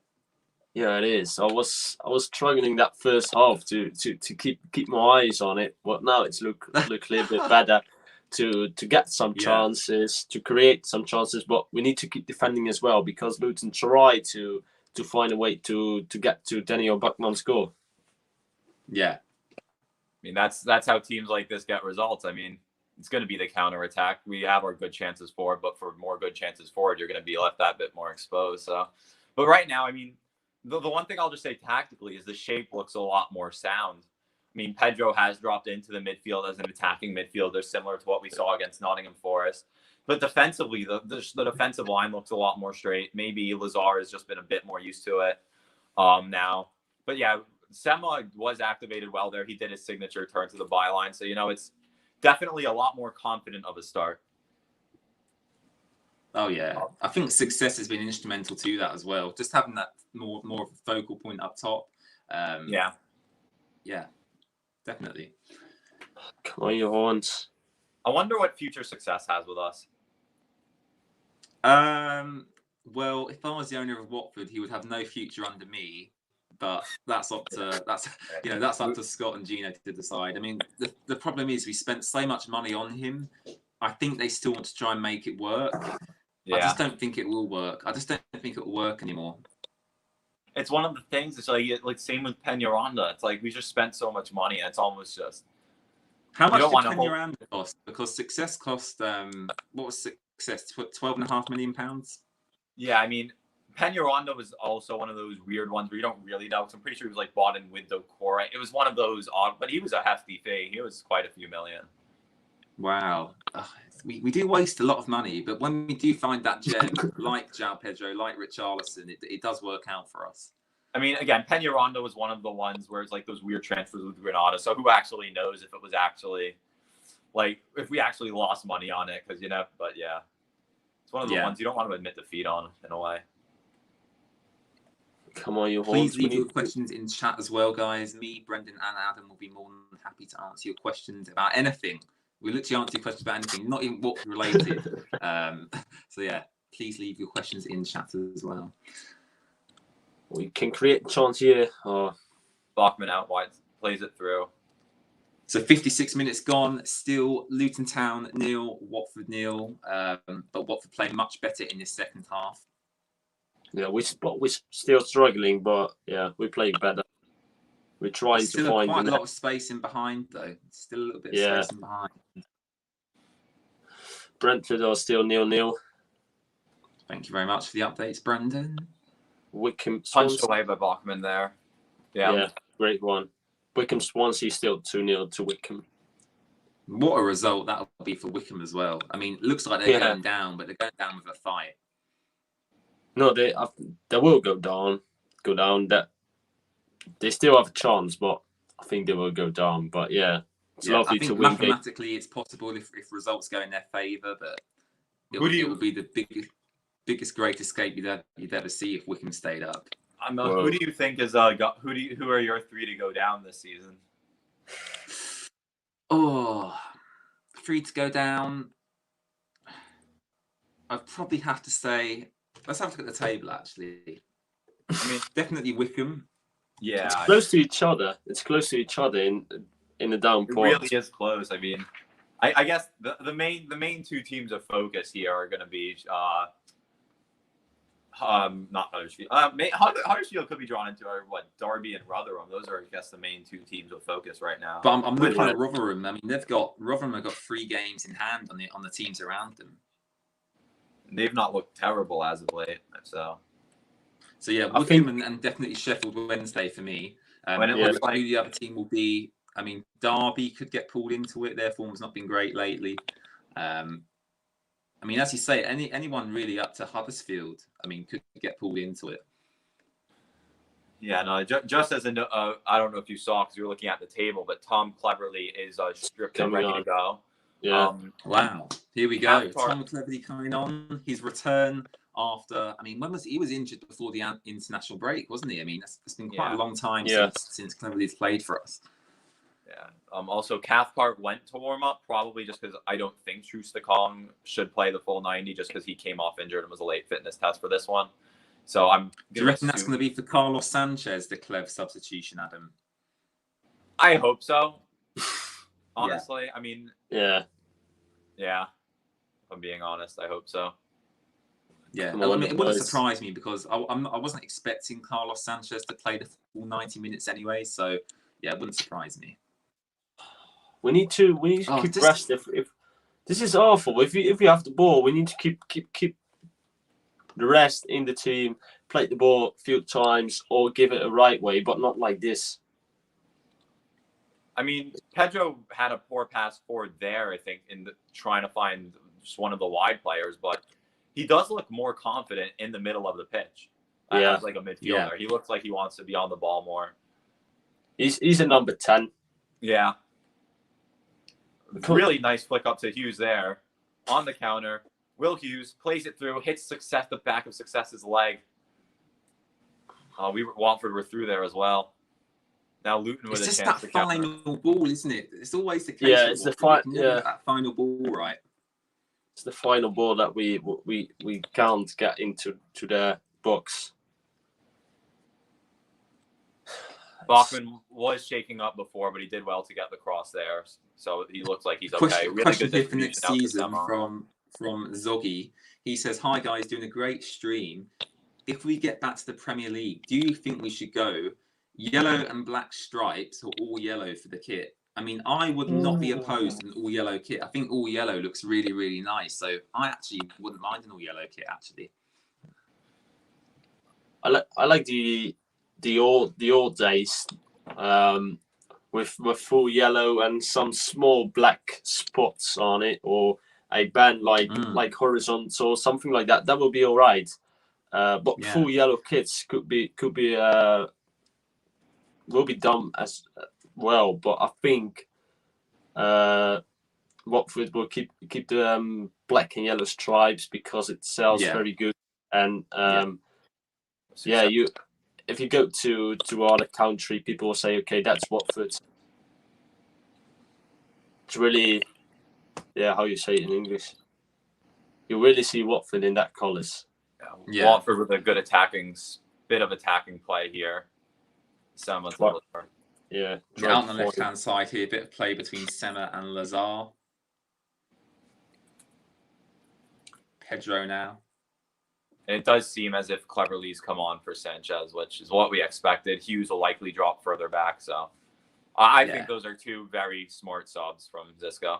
I think so. I mean, we actively discussed that earlier in the stream. So I don't know whether Xisco's got earphones in and he's actively listening to the Watford way today. I'm sure someone in the back room was. You know what? I'm sure Watford probably do look at fan reaction just to see, what the overall feel, of the club is at the moment. But yeah, very, very interesting from Xisco, and it's glad that he's proactively making substitutions because, there's some managers who refuse to make changes until like the 80th minute when it gets to that stage, it's pretty much a waste of time for you to do that. So yeah, it's good that Xisco's making changes early on so they have time to get up to speed in the game. Yeah. Lazar has done better. Again, I don't want to jinx anything, but Lazar has done better the second half, as you said, and his main contributions have been going forward. So,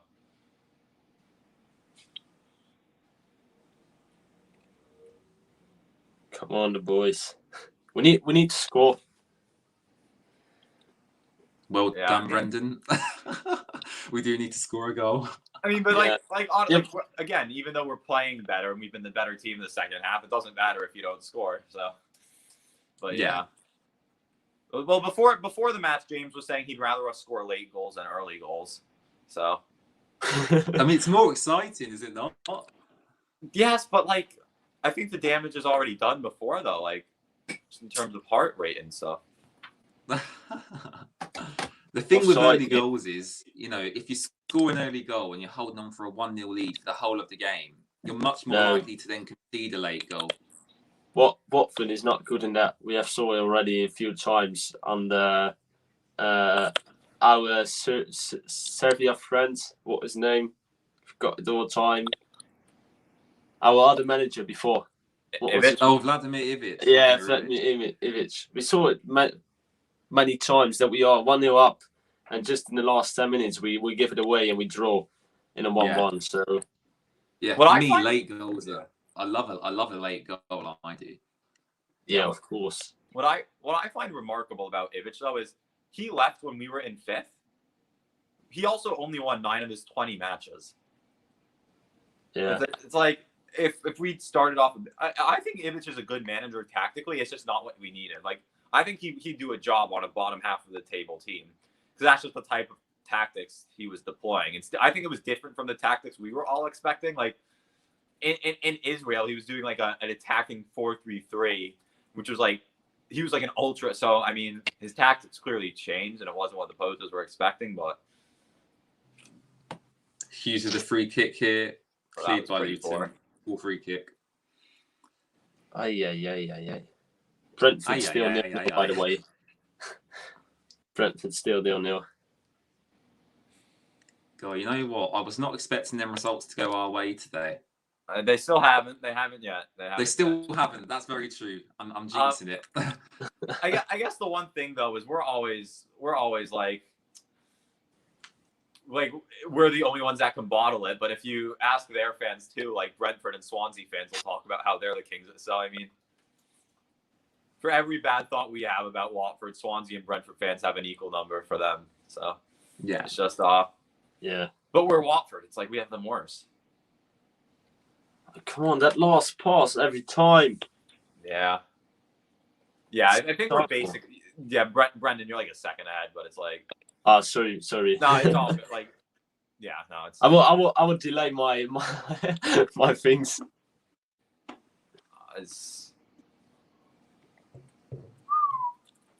I mean, Luton are getting chances on the counter, but it's the one thing... I don't know if I have the total problem with that in comparison to the first half, because we've been our best at this season when the play's been open. Like at the beginning of the season, definitely. especially. I mean, you saw that against. Yeah. I mean, against Reading, Adam. That's a prime example of that. Yeah, like I think we were all more nervous going into the Middlesbrough game than we were going into the Brentford game. Reading game. Yeah. Just because, like, that's why I don't think we should be written off against Norwich. It's like we've already played them, we've already beat them, but like the style of play, it's going to be the way they want to play, but it's also going to be the way we want to play. And they basically played the way they want to play most matches this season, which is why they're walking the league. But I don't think that's going to work against us. Like I'd still probably rather play them than Bournemouth, for example. But this derby needs a winner. It would be a shame if it ends scoreless as well. Yeah, this will be. Yeah, it would, especially with all the hype that goes around. It would be a shame.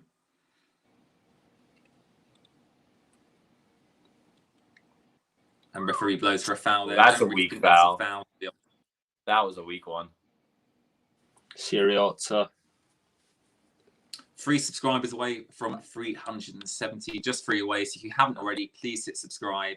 That would be much appreciated. Make sure to go check out Brendan and Adam's pages. Adam does Watford articles. You can find him at watfordopinions.com. And Brendan, of course, runs the Watford FC Netherlands supporters group. So make sure to go check that out on Twitter, Instagram. And yeah, see what Brendan does as well. Thanks, James. This could be a big chance for Luton in this. So Daniel Batman's lining up the Watford wall here. Luton do it for a free kick, definitely in shooting range. But if this goes in, it would have to be a pretty good strike for this to go in. So I wouldn't be too concerned. Don't say that. You know, I say this all the time when I jinx it. Yeah. What a goal! I'm just kidding. It's nothing to be concerned about. Nothing. The ball probably landed in a net at Vicarage Road. So yes. It will. This one will be count at rugby. That one was sent into orbit. That's not coming back. Yeah, if they're playing rugby, Brendan, then yeah, great. But yeah, that was a great one. Watford now have a corner. Well, you know what? I've got a good feeling about this corner. I'm going to say we're going to score. Success is scoring today. Yeah, definitely. Are you going to score, James? Yeah, we're going to score from this. Yeah, I'll bet you £1. No. Only £1. Yeah. All right, just a sip from the mug first. We haven't drunk. Sip from the lucky Premier League mug, because we are going back to the Premier League. Oh no! What are we doing? Oh, for Christ's sake! What on earth are we doing here? Oh, and cleverly. Oh, it's not bad. It's not bad at all. It's a good one. But probably could be touched as well, deflected by one of the players, and then it could be go in. But That's the one where you want. Yeah. Oh, he was very near. I think that's the one where you want Zinkernagel shooting that. I mean, he had his chance earlier, but Yeah, he I did. think Yeah. I think if we have the space to get shots on target from that distance, we need to do. Could be running for a lot of corners for Watford in the We've last actually seen 20 him. minutes. You know, Cleverly scored from that distance a couple of times this season. I remember. I think it was Yeah. really early in the season. Yeah. He got a goal. I think it was against Cardiff, wasn't it? Oh no, it was against Swansea. Sorry, it's against Swansea. Once a year. I mean, Yeah, he got a goal from about that kind of distance. there was also the goal against Stoke, which we don't talk about. It was a perfect refereeing decision. No, we got off the hook with that one. Yeah. Luton with a free step kick deep here. Now. Into the box, Oh out of bio. God, what on earth are we doing defensively?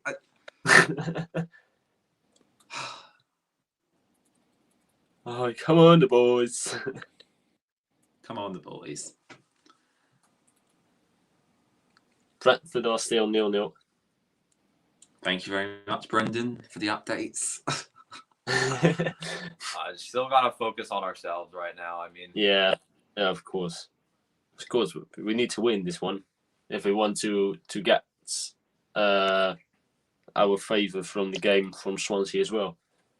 Yeah. And again, if we match what Brentford do, I mean that's more than enough to what we need to do. But it's just still, it's a game. I mean, it's a game they should be winning. It's a game we should be winning. But and that is a foul another there. Silly free kick. Kiko Femenia. That definitely looked like a foul to me. I mean, yeah, he will run out of the sideline. So I want to defend Kiko there, but I can't. He needs to leave him. Yeah, he wasn't really going anywhere dangerous, was he? No, he wasn't. It will go over the sideline as well, or the. They have Luton with a dangerous in-swinging free kick that came near last time. If this goes in, I might cry. If we lose, I will not post. Now. If we lose, I will not post a full time. Luton with a good free kick chance here. It's taking about 2 hours to take it. Now it's taken. Oh! Saved by Bachmann there. Daniel Bachmann, decent save. I mean, I'm probably overreacting a little bit. It was straight at him. No, it was a great save for me. Do you reckon? I think that was a good save, actually, wasn't it? Yeah, it was. I mean, the sun's in his eyes there as well, so that's why they did.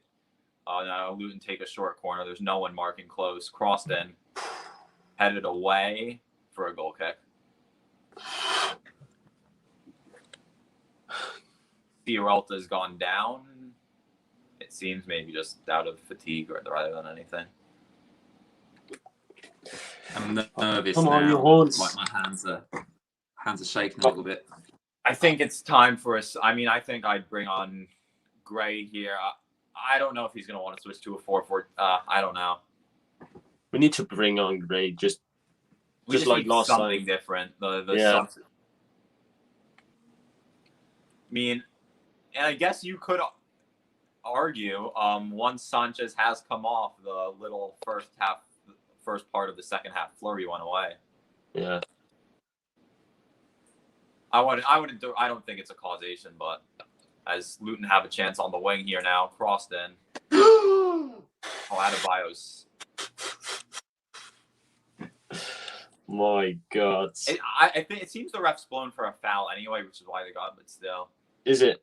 Past 5-10 minutes has been again more in Luton's favor. It's the play's more. It's a handball. It's a handball.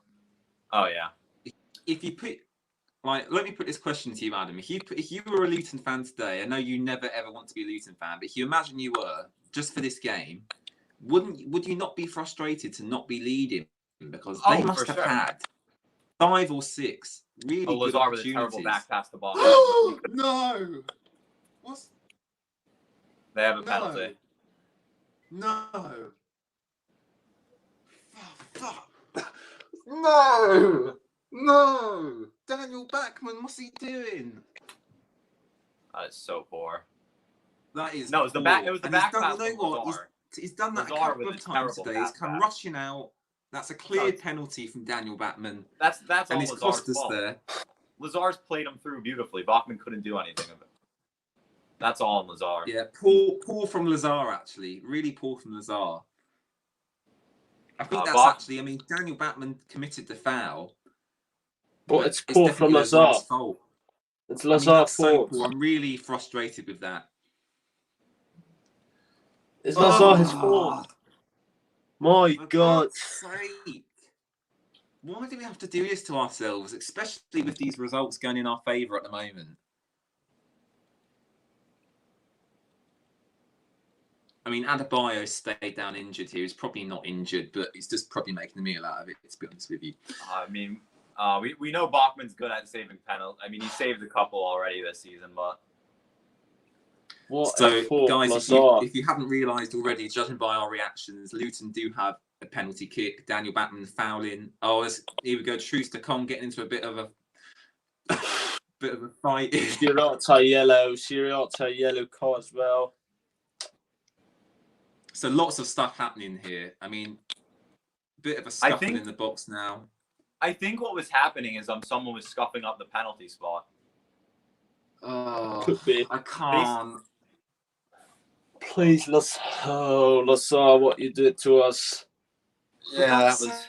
I mean, I was originally blaming Daniel Bachmann, but it was Lazar's fault. It was Lazar's fault. You can't blame Daniel Bachmann. It's Lazar's fault.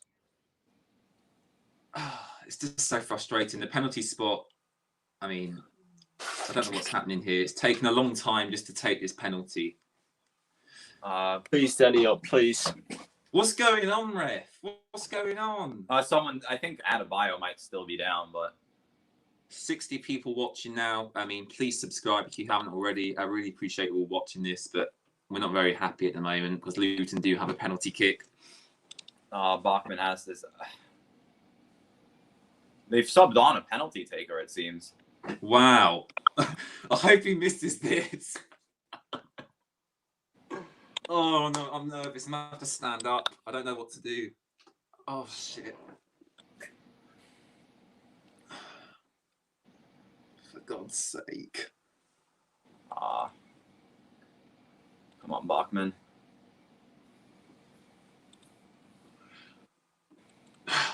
God. Can't do this. It's taken. Oh, for fuck's sake. Ah!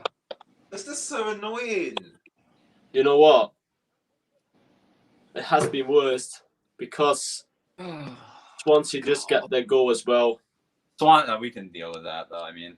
Oh, Brendan, don't even talk to me anymore. Oh, this is... They've deserved it, too. They've deserved it, too, and I hate to say it. Yeah, but not on this way. It's a foul of our own Lazar. Yeah. That's so frustrating.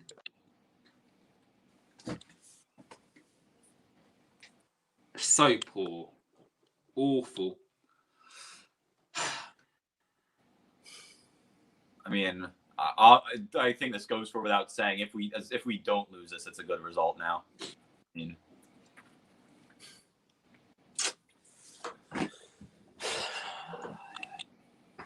so poor. I don't know what to say, actually. I mean, Daniel Bachmann will probably get the blame for that, but it has to go down as a Lazar mistake, surely. It's Lazar mistakes. It's Lazar mistakes. Yeah.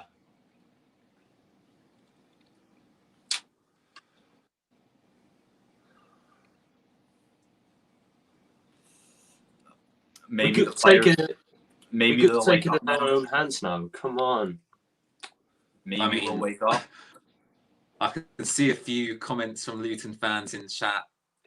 Welcome. Yeah, they're laughing at us. Well, I say welcome. I don't really want you here anymore. I'm a bit frustrated. I mean, we'll be the first to admit that you've been the better team on the day, but it's still, I mean,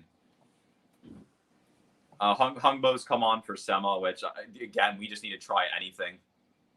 Print Gray on this. That's strange. I mean, that is a strange decision. I've got to say, why would you I mean, I wouldn't play Joseph Hungbo in this game. Well, it's gone to Sar on the wing. Sar's overtouched it.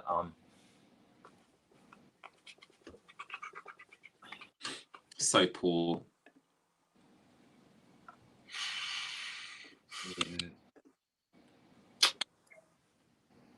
Maybe Adebayo's still limping off. Maybe he wasn't exaggerating his injury. But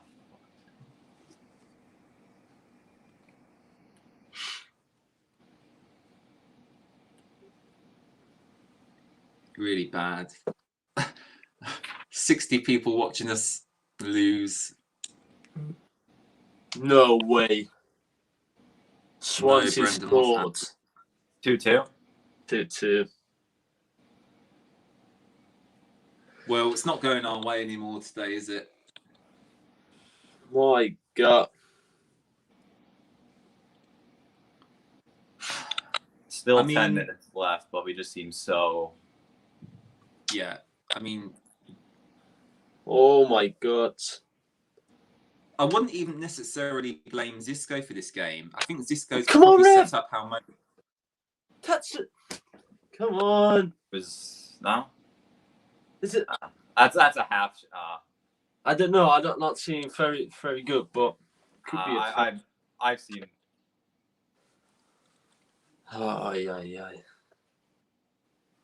Yeah, as I said, I wouldn't really blame Xisco for this game. I think that the players just haven't been up for it, whereas Luton have obviously been much more up for the game, and rightly so, because, you know, they obviously want to stop us getting promoted, and at the moment they're doing a good job of that. You know, I don't know. I'm a little bit speechless, actually. I mean, as Adam said, we've got about 10 minutes left to go. It could all change. Andre Gray's coming on now. Yeah, we just got to throw everything at it now. Maybe the players will finally wake up because of that, but really annoying. Really annoying.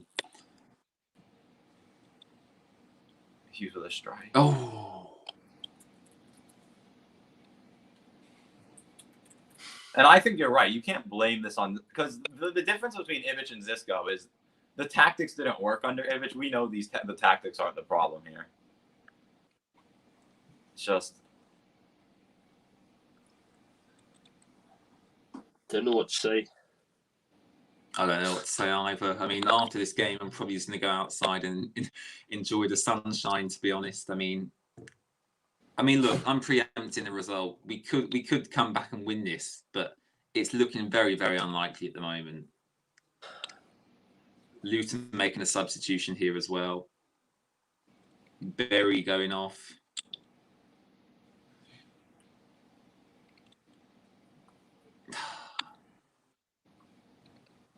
That's frustrating. And the games get tougher from here. Norwich on Tuesday. Then Millwall, obviously, on Saturday, next Saturday. Yeah. It's not, I mean, yeah. Still I don't know what to 6 point say. gap. I'm a little bit speechless, really, now. Yeah. The gap is still 6 points, but not what we like. We need to. It should be more. I mean, Sar has it on the wing now. Yeah. Sar crosses it in. Not a bad cross. Clearance kind of scuffed, but they got to clear the second. I think this was all Lazar's fault there. I mean, I think it epitomizes how we've been after the international break, though, honestly. It's just frustrating. I mean, here was us at half-time talking about the Premier League. It's not done yet, is it? No, it isn't. But it's like we're still in the driver's seat. Like, it's still ours to lose, obviously. But it's just like, yeah. Wow. Imagine if there was fans there today as well. I mean, God knows what the scenes would be like if there was fans there.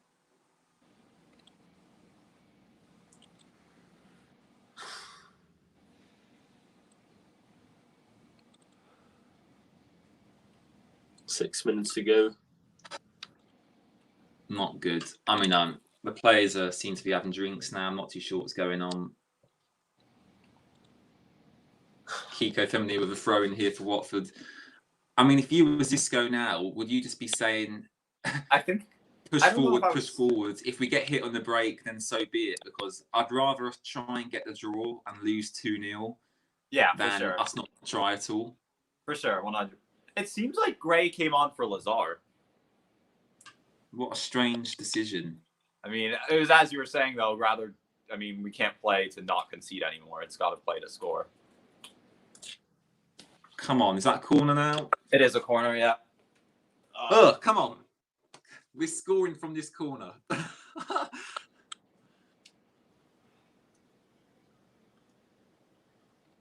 We're scoring from this corner. Come on, Hughes whips it in. Here we go. Hughes whips it in. No, we're not scoring from this corner. We're not scoring from this corner. Oh my God. Oh, you know what? Daniel Batman has come rushing out a few times today. I mean, obviously, the last time he did that, it culminated in the penalty. It would have been a goal. I mean, again, You never see know, what though. you're Like, saying, if but it stayed in goal, you might have saved it. You did, like, obviously, in hindsight, you can say anything you want, right? But you never know. yeah. No, the Luton players are doing exactly what I mean you'd expect them to do. Is they're just trying to wind it down any way possible, which I think it's more for more tactics' sake than rivalry's sake. But it's just we're gonna get one or two more chances. Just gotta capitalize. Sierralta heads it near goal, headed away. God. Oh. Was that Sierralta on the volley? Yeah. Imagine the scenes if that had gone in. Oh my God.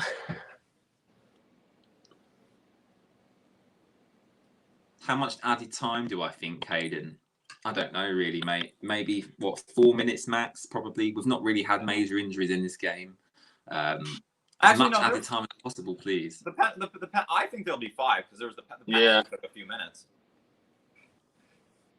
5. Oh, it's Come on, just so disappointing. We'll have Come on, one or two come more. on. We'll have one or two Brendan. more chances, but Brendan, you're a positive guy on these streams. Can you give us a bit of positivity here? A bit of positivity. We get a penalty in about 3 minutes' time. Thank you. I can't say anything. we haven't had a penalty in a while. No, that's why. We need to get. No way.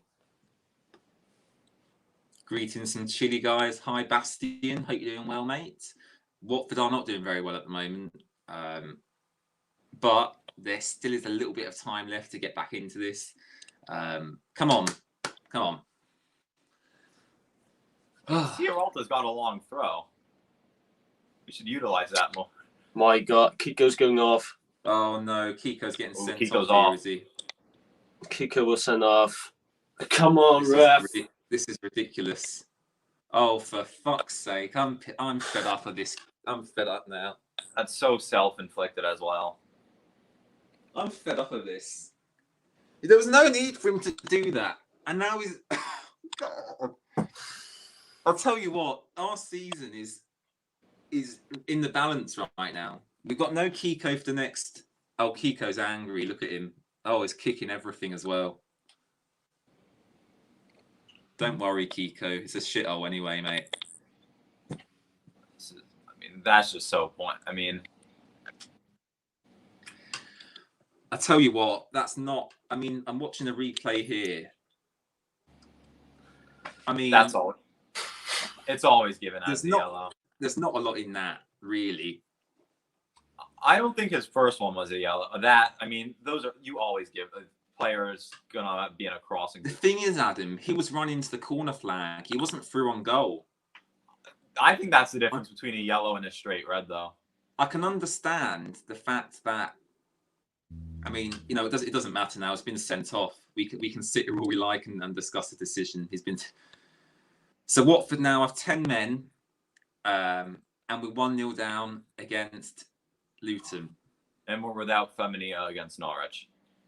And without Femenia against Norwich. But Jeremy Ngakia is a good replacement, but, you know. Yeah, I'm not terribly concerned about that. We do have a corner, though. It's Yeah, just so frustrating. There's worse things than the theft because Ngakia will get the job done for sure. But We knew it was going to happen as well. It happened against Bournemouth. You know, Bournemouth are our other rivals, you'd say. Pedro got sent off last few minutes. Corner. Oh! Yeah! It's in! What? Come on! I can't. Why are they ruling it off? Come on! Why are they ruling that off? By the way, Brentford has come Why to are an they end. ruling that off? 0-0. They What's can't rule it happening, off. ref? Convince No. him. Convince him. Oh yeah, it's offside. He's right. Oh, No, but he didn't touch it. Well, if he didn't touch it, no, he touched. I think. Oh, for flip's sake.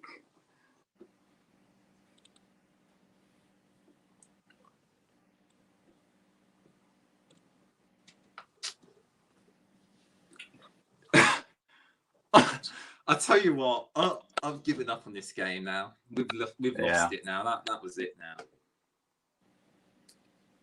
I'm speechless.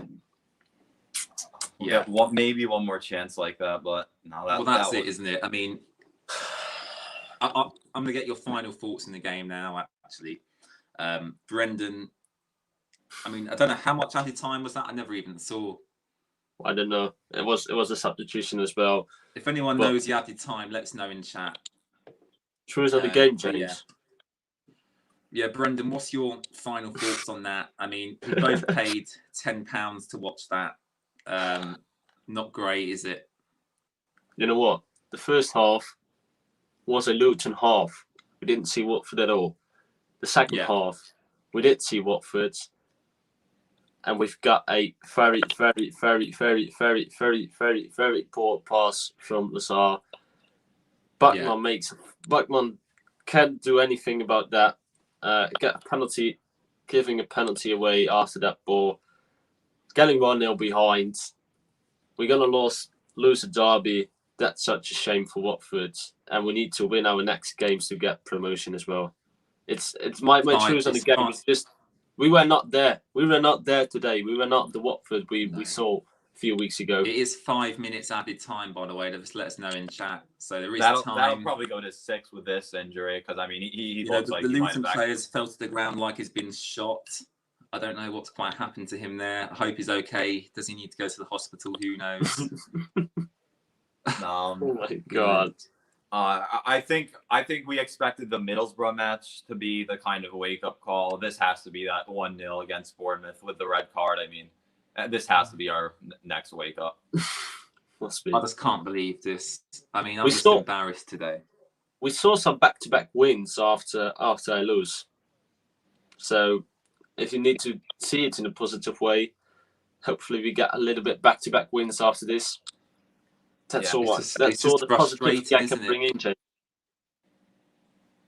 I know you're trying to bring the positivity, Brendan, but I'm not very positive today. I've got to be honest. Adam, what's your kind of final thoughts? I know there's a couple of minutes left, but it's looking, I mean, we could get another chance, but it's looking quite unlikely. What's your final thoughts, Adam? I mean, it's just been so self-inflicted, and I think the past few matches, if you look up as a whole since the international break, 7 points from those 3 matches is probably a bit more than we deserved for the most part. It's just, I think it's a lot of things catching up to us and kind of an inevitable complacency that's going to set in.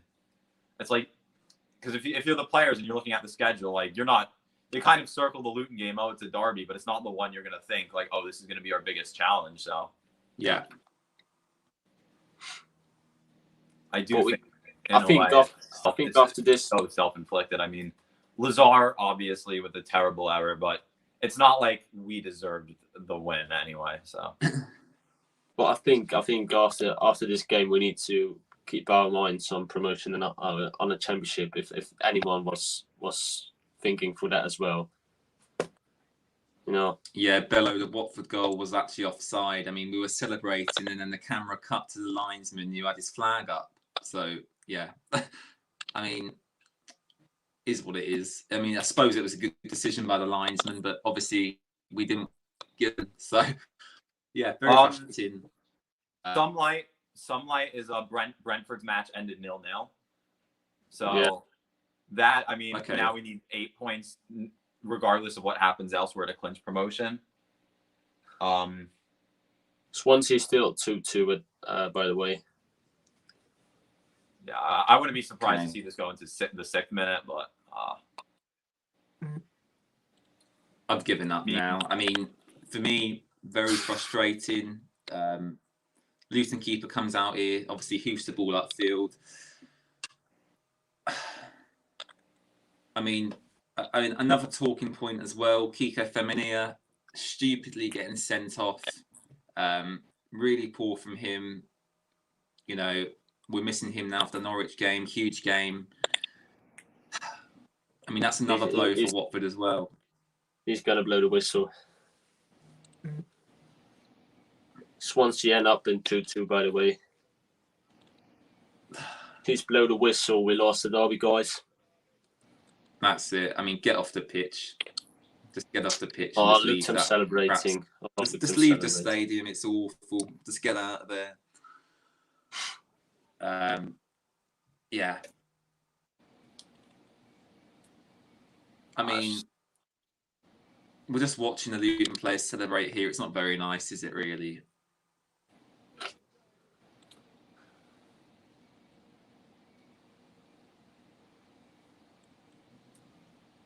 Very poor from Watford. Brendan obviously trying to bring the positivity in this stream today.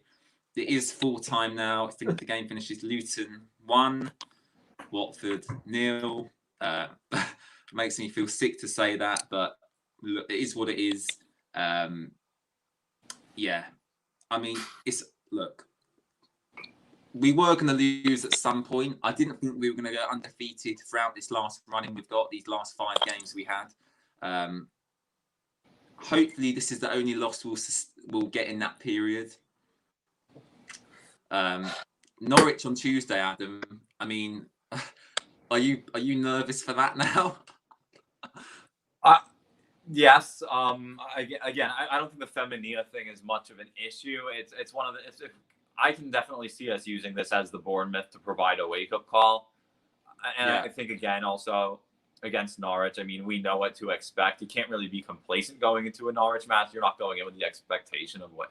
So, I mean, obviously, I would have fancied our chances in this match much more than that other match, but than the Norwich match. But, I mean, I don't think we should be written off in that. And to shed light, I mean, I think the worst thing about this result is who it's come against, obviously, just in general. But at the end of the Brentford draw was, I mean, the only result we could hope for, because I don't think they'll ever lose. They'll only draw a bunch, but because it means our limit for promotion now is 8. If we get 8 points, we're promoted no matter what. Okay. I think the other big thing about that, though, the Brentford draw is right now they're still 2 matches back, so they can beat us and not leapfrog us. So, because if they win their match in hand, they're 5 points behind us, but if they beat us, so I mean, the one positive actually that I've got is we still actually have to play Brentford and Swansea, so we've actually got to play the teams that are directly below us. So I know that's quite a scary prospect playing them teams. But the fact we have to play them and we can take points directly off of them, that's a positive. I just want to clinch before that, though. I can't take that. Yeah, I know, but I did have a feeling a few weeks ago it might come down to that last game, and it still might happen. Please no. Oh, please don't. I want it to be done. I want it to be done next weekend against Millwall. Yeah, 24th April, promotion of Watford FC to the Premier League. That is fingers crossed. That could be a quite good one, a good step to promotion. Yeah. So I'm just watching that great chance back here on Hive Live. I mean, I don't know if they have the actual offside angle or not. It was. Yeah. I hope it was. Otherwise, we get robbed. Yeah, I mean, I'm gonna try to do all the recalculations for. I mean, oh come on! So Adam, we could get a big step to promotion at the Millwall game if we win the Norwich game. Yeah. Yeah, I mean, if I'm just thinking about it right now, we need Oh, I don't. Oh, well, because Swansea drew, so that changes things up. I mean, we need. Shall I get the table up in front of me here? We need 7 points to be above. We need 7 points for Swansea to be out of the picture. 8 points for Brentford to be out of the picture. So again, we could still clinch against Millwall if Brentford. Yeah. Like if we win and we draw and Brentford get 2 draws, we clinch. So it's like if we win twice and Brentford draw one of their next 2, we still clinch before we play them. So that's still a possibility. Swansea, we'd have to win twice, and so I mean, there's still a chance that most of these scenarios are contingent on we win 2 matches. Brentford, if Brentford draw 2 of their next 3 and we win and draw our next 2, then they're out of the picture. Swansea, they just need to drop points 1 more, and we need to get 6 points. So I mean, it's just there's so many variables, and I mean, Sean here, the Luton fan. I mean, he said you got outplayed by us today. Admit it, and I will admit it because you did play better than us today. We're not going to lie about that. You did play better than us. You deserved the win. It's just frustrating for us, obviously, because we're fighting for promotion, and you guys are sitting, in mid-table doing nothing with your lives at the moment. So they moved you from 13th to 13th. You didn't do that. But James, it's the way that we give away the goal as well. Yeah, that's frustrating. I mean, that's the most frustrating. It's so poor, Brendan. I mean, Tom Cleverley's doing an interview now. I mean, he couldn't have done anything about that. I mean, looking at the table anyway, I brought the table up on the stream just so everyone can see. Norwich obviously are going to get promoted. When that happens, we very, very soon. Wait, I think if I'm not mistaken, they're now promoted mathematically. Oh, are they? You know what? I did see someone comment earlier. Yeah. Then Norwich are up. Norwich are up no matter what. The Norwich are up. There you go. Watford have played 42 games on 82 points. Third place, Swansea are on 76 points. And Swansea have also played the same amount of games as Watford. Below Swansea, you obviously have Brentford, 41 games played, 74 points. And Bournemouth, obviously, in 5th on 71 points. But Bournemouth, obviously aren't going to catch us, so they're out the question, really. So it's just Swansea and Brentford. It's one of, I mean, again, like the formula I wrote an article about it last week. Like, if we win or draw, we subtract that from the magic number. If Brentford and Swansea lose or draw, stuff happens there. Right now, the magic number for promotion is 8.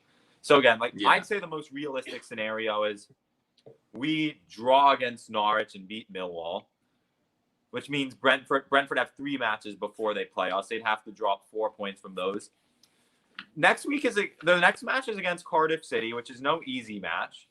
Then they travel to the Vitality, which again is no easy match. And if they lose at the Vitality and we win our next 2 matches, then we're up. Then they still play Rotherham before they play us, so they'll be against us on little. I mean, it's also tough. And then Swansea and because in my mind, I just want to clinch it before the last 2 games. That's such a tall ask, but I know Swansea's next 2 matches are against QPR, who are notorious for their giant killings this season, and then they travel to Reading, so they don't have any. Swansea's matches don't get easier either, so we got it here, by the way. The Post from Norwich City, they are back to the Premier League. Yeah, they are back. Well, congratulations to Norwich. Hopefully, we'll be joining them soon. Fingers crossed. But obviously, today's result has made that a little bit more difficult for Watford. Thank you very much for watching, guys. Really do appreciate you all being here. Please hit subscribe if you haven't already as well. We're only 2 away from 370. So if you could hit that by the end of today, that would be fantastic. We're 1 away now. I've just checked. We are 1 away. Before we go, please make sure to check out Watford Opinions and his website. Adam runs Watford Opinions. He writes articles about Watford. Do you want to explain in 30 seconds, Adam, what you do with Watford Opinions? Yeah, Watford Opinions, I made it during Project Restart last year, just because there was so much time on my hands during quarantine, and I have the website, which is basically full-length opinion essay article types about all latest hot Watford topics. I'll be sure to write something. I'm sure I'll write something about this later today. Yeah. I also do more just normal type of reporting with Last Word on Sports, but the main Watford Opinion stuff is the long form opinion essay stuff you really won't kind of find anywhere else. So that's what my So whole go spin check out is. Watford Opinions done by Adam. And Brendan, you want to quickly explain what you do with Watford FC and your Netherlands supporters group? Bring Dutch supporters of Watford FC to each other, get a talk about the games, get a talk about the team, get a talk about the club, and probably very, very soon, hopefully, when this all virus COVID situation is over, we can watch a game with all the Dutch Hornets at Kenilworth Road. So, yeah, hopefully we'll be there very soon. That's what we're doing. We are posting every game, match day, things like that, some news. Just follow us. We're going, by the way, to our 1 year anniversary as well. So very lovely. Yeah, so Brendan has been doing the Netherlands Supporters Group for nearly a year now, which is absolutely fantastic to see. So make sure to go check that out on Instagram and Twitter. Their Twitter is at Belgian Netherlands Hornets. You can find them on Twitter. And their Instagram is Watford FC NL. Thank you very much for watching. Really appreciate you all being here. Thank you to the Luton fans for joining us as well. You helped me get my viewers up for this stream, so I appreciate you giving me some views on this stream. And yeah, obviously best of luck for the rest of this season. I hope you guys are happy with your mid-table finish. For Watford, we'll obviously try and get promoted after this. Bit of a blow for us, but it is what it is. And yeah, hopefully we can get this wrapped up sooner rather than later. So thank you very much for watching, and I'll catch you in the next Watford Way video very, very soon. Bye bye, guys.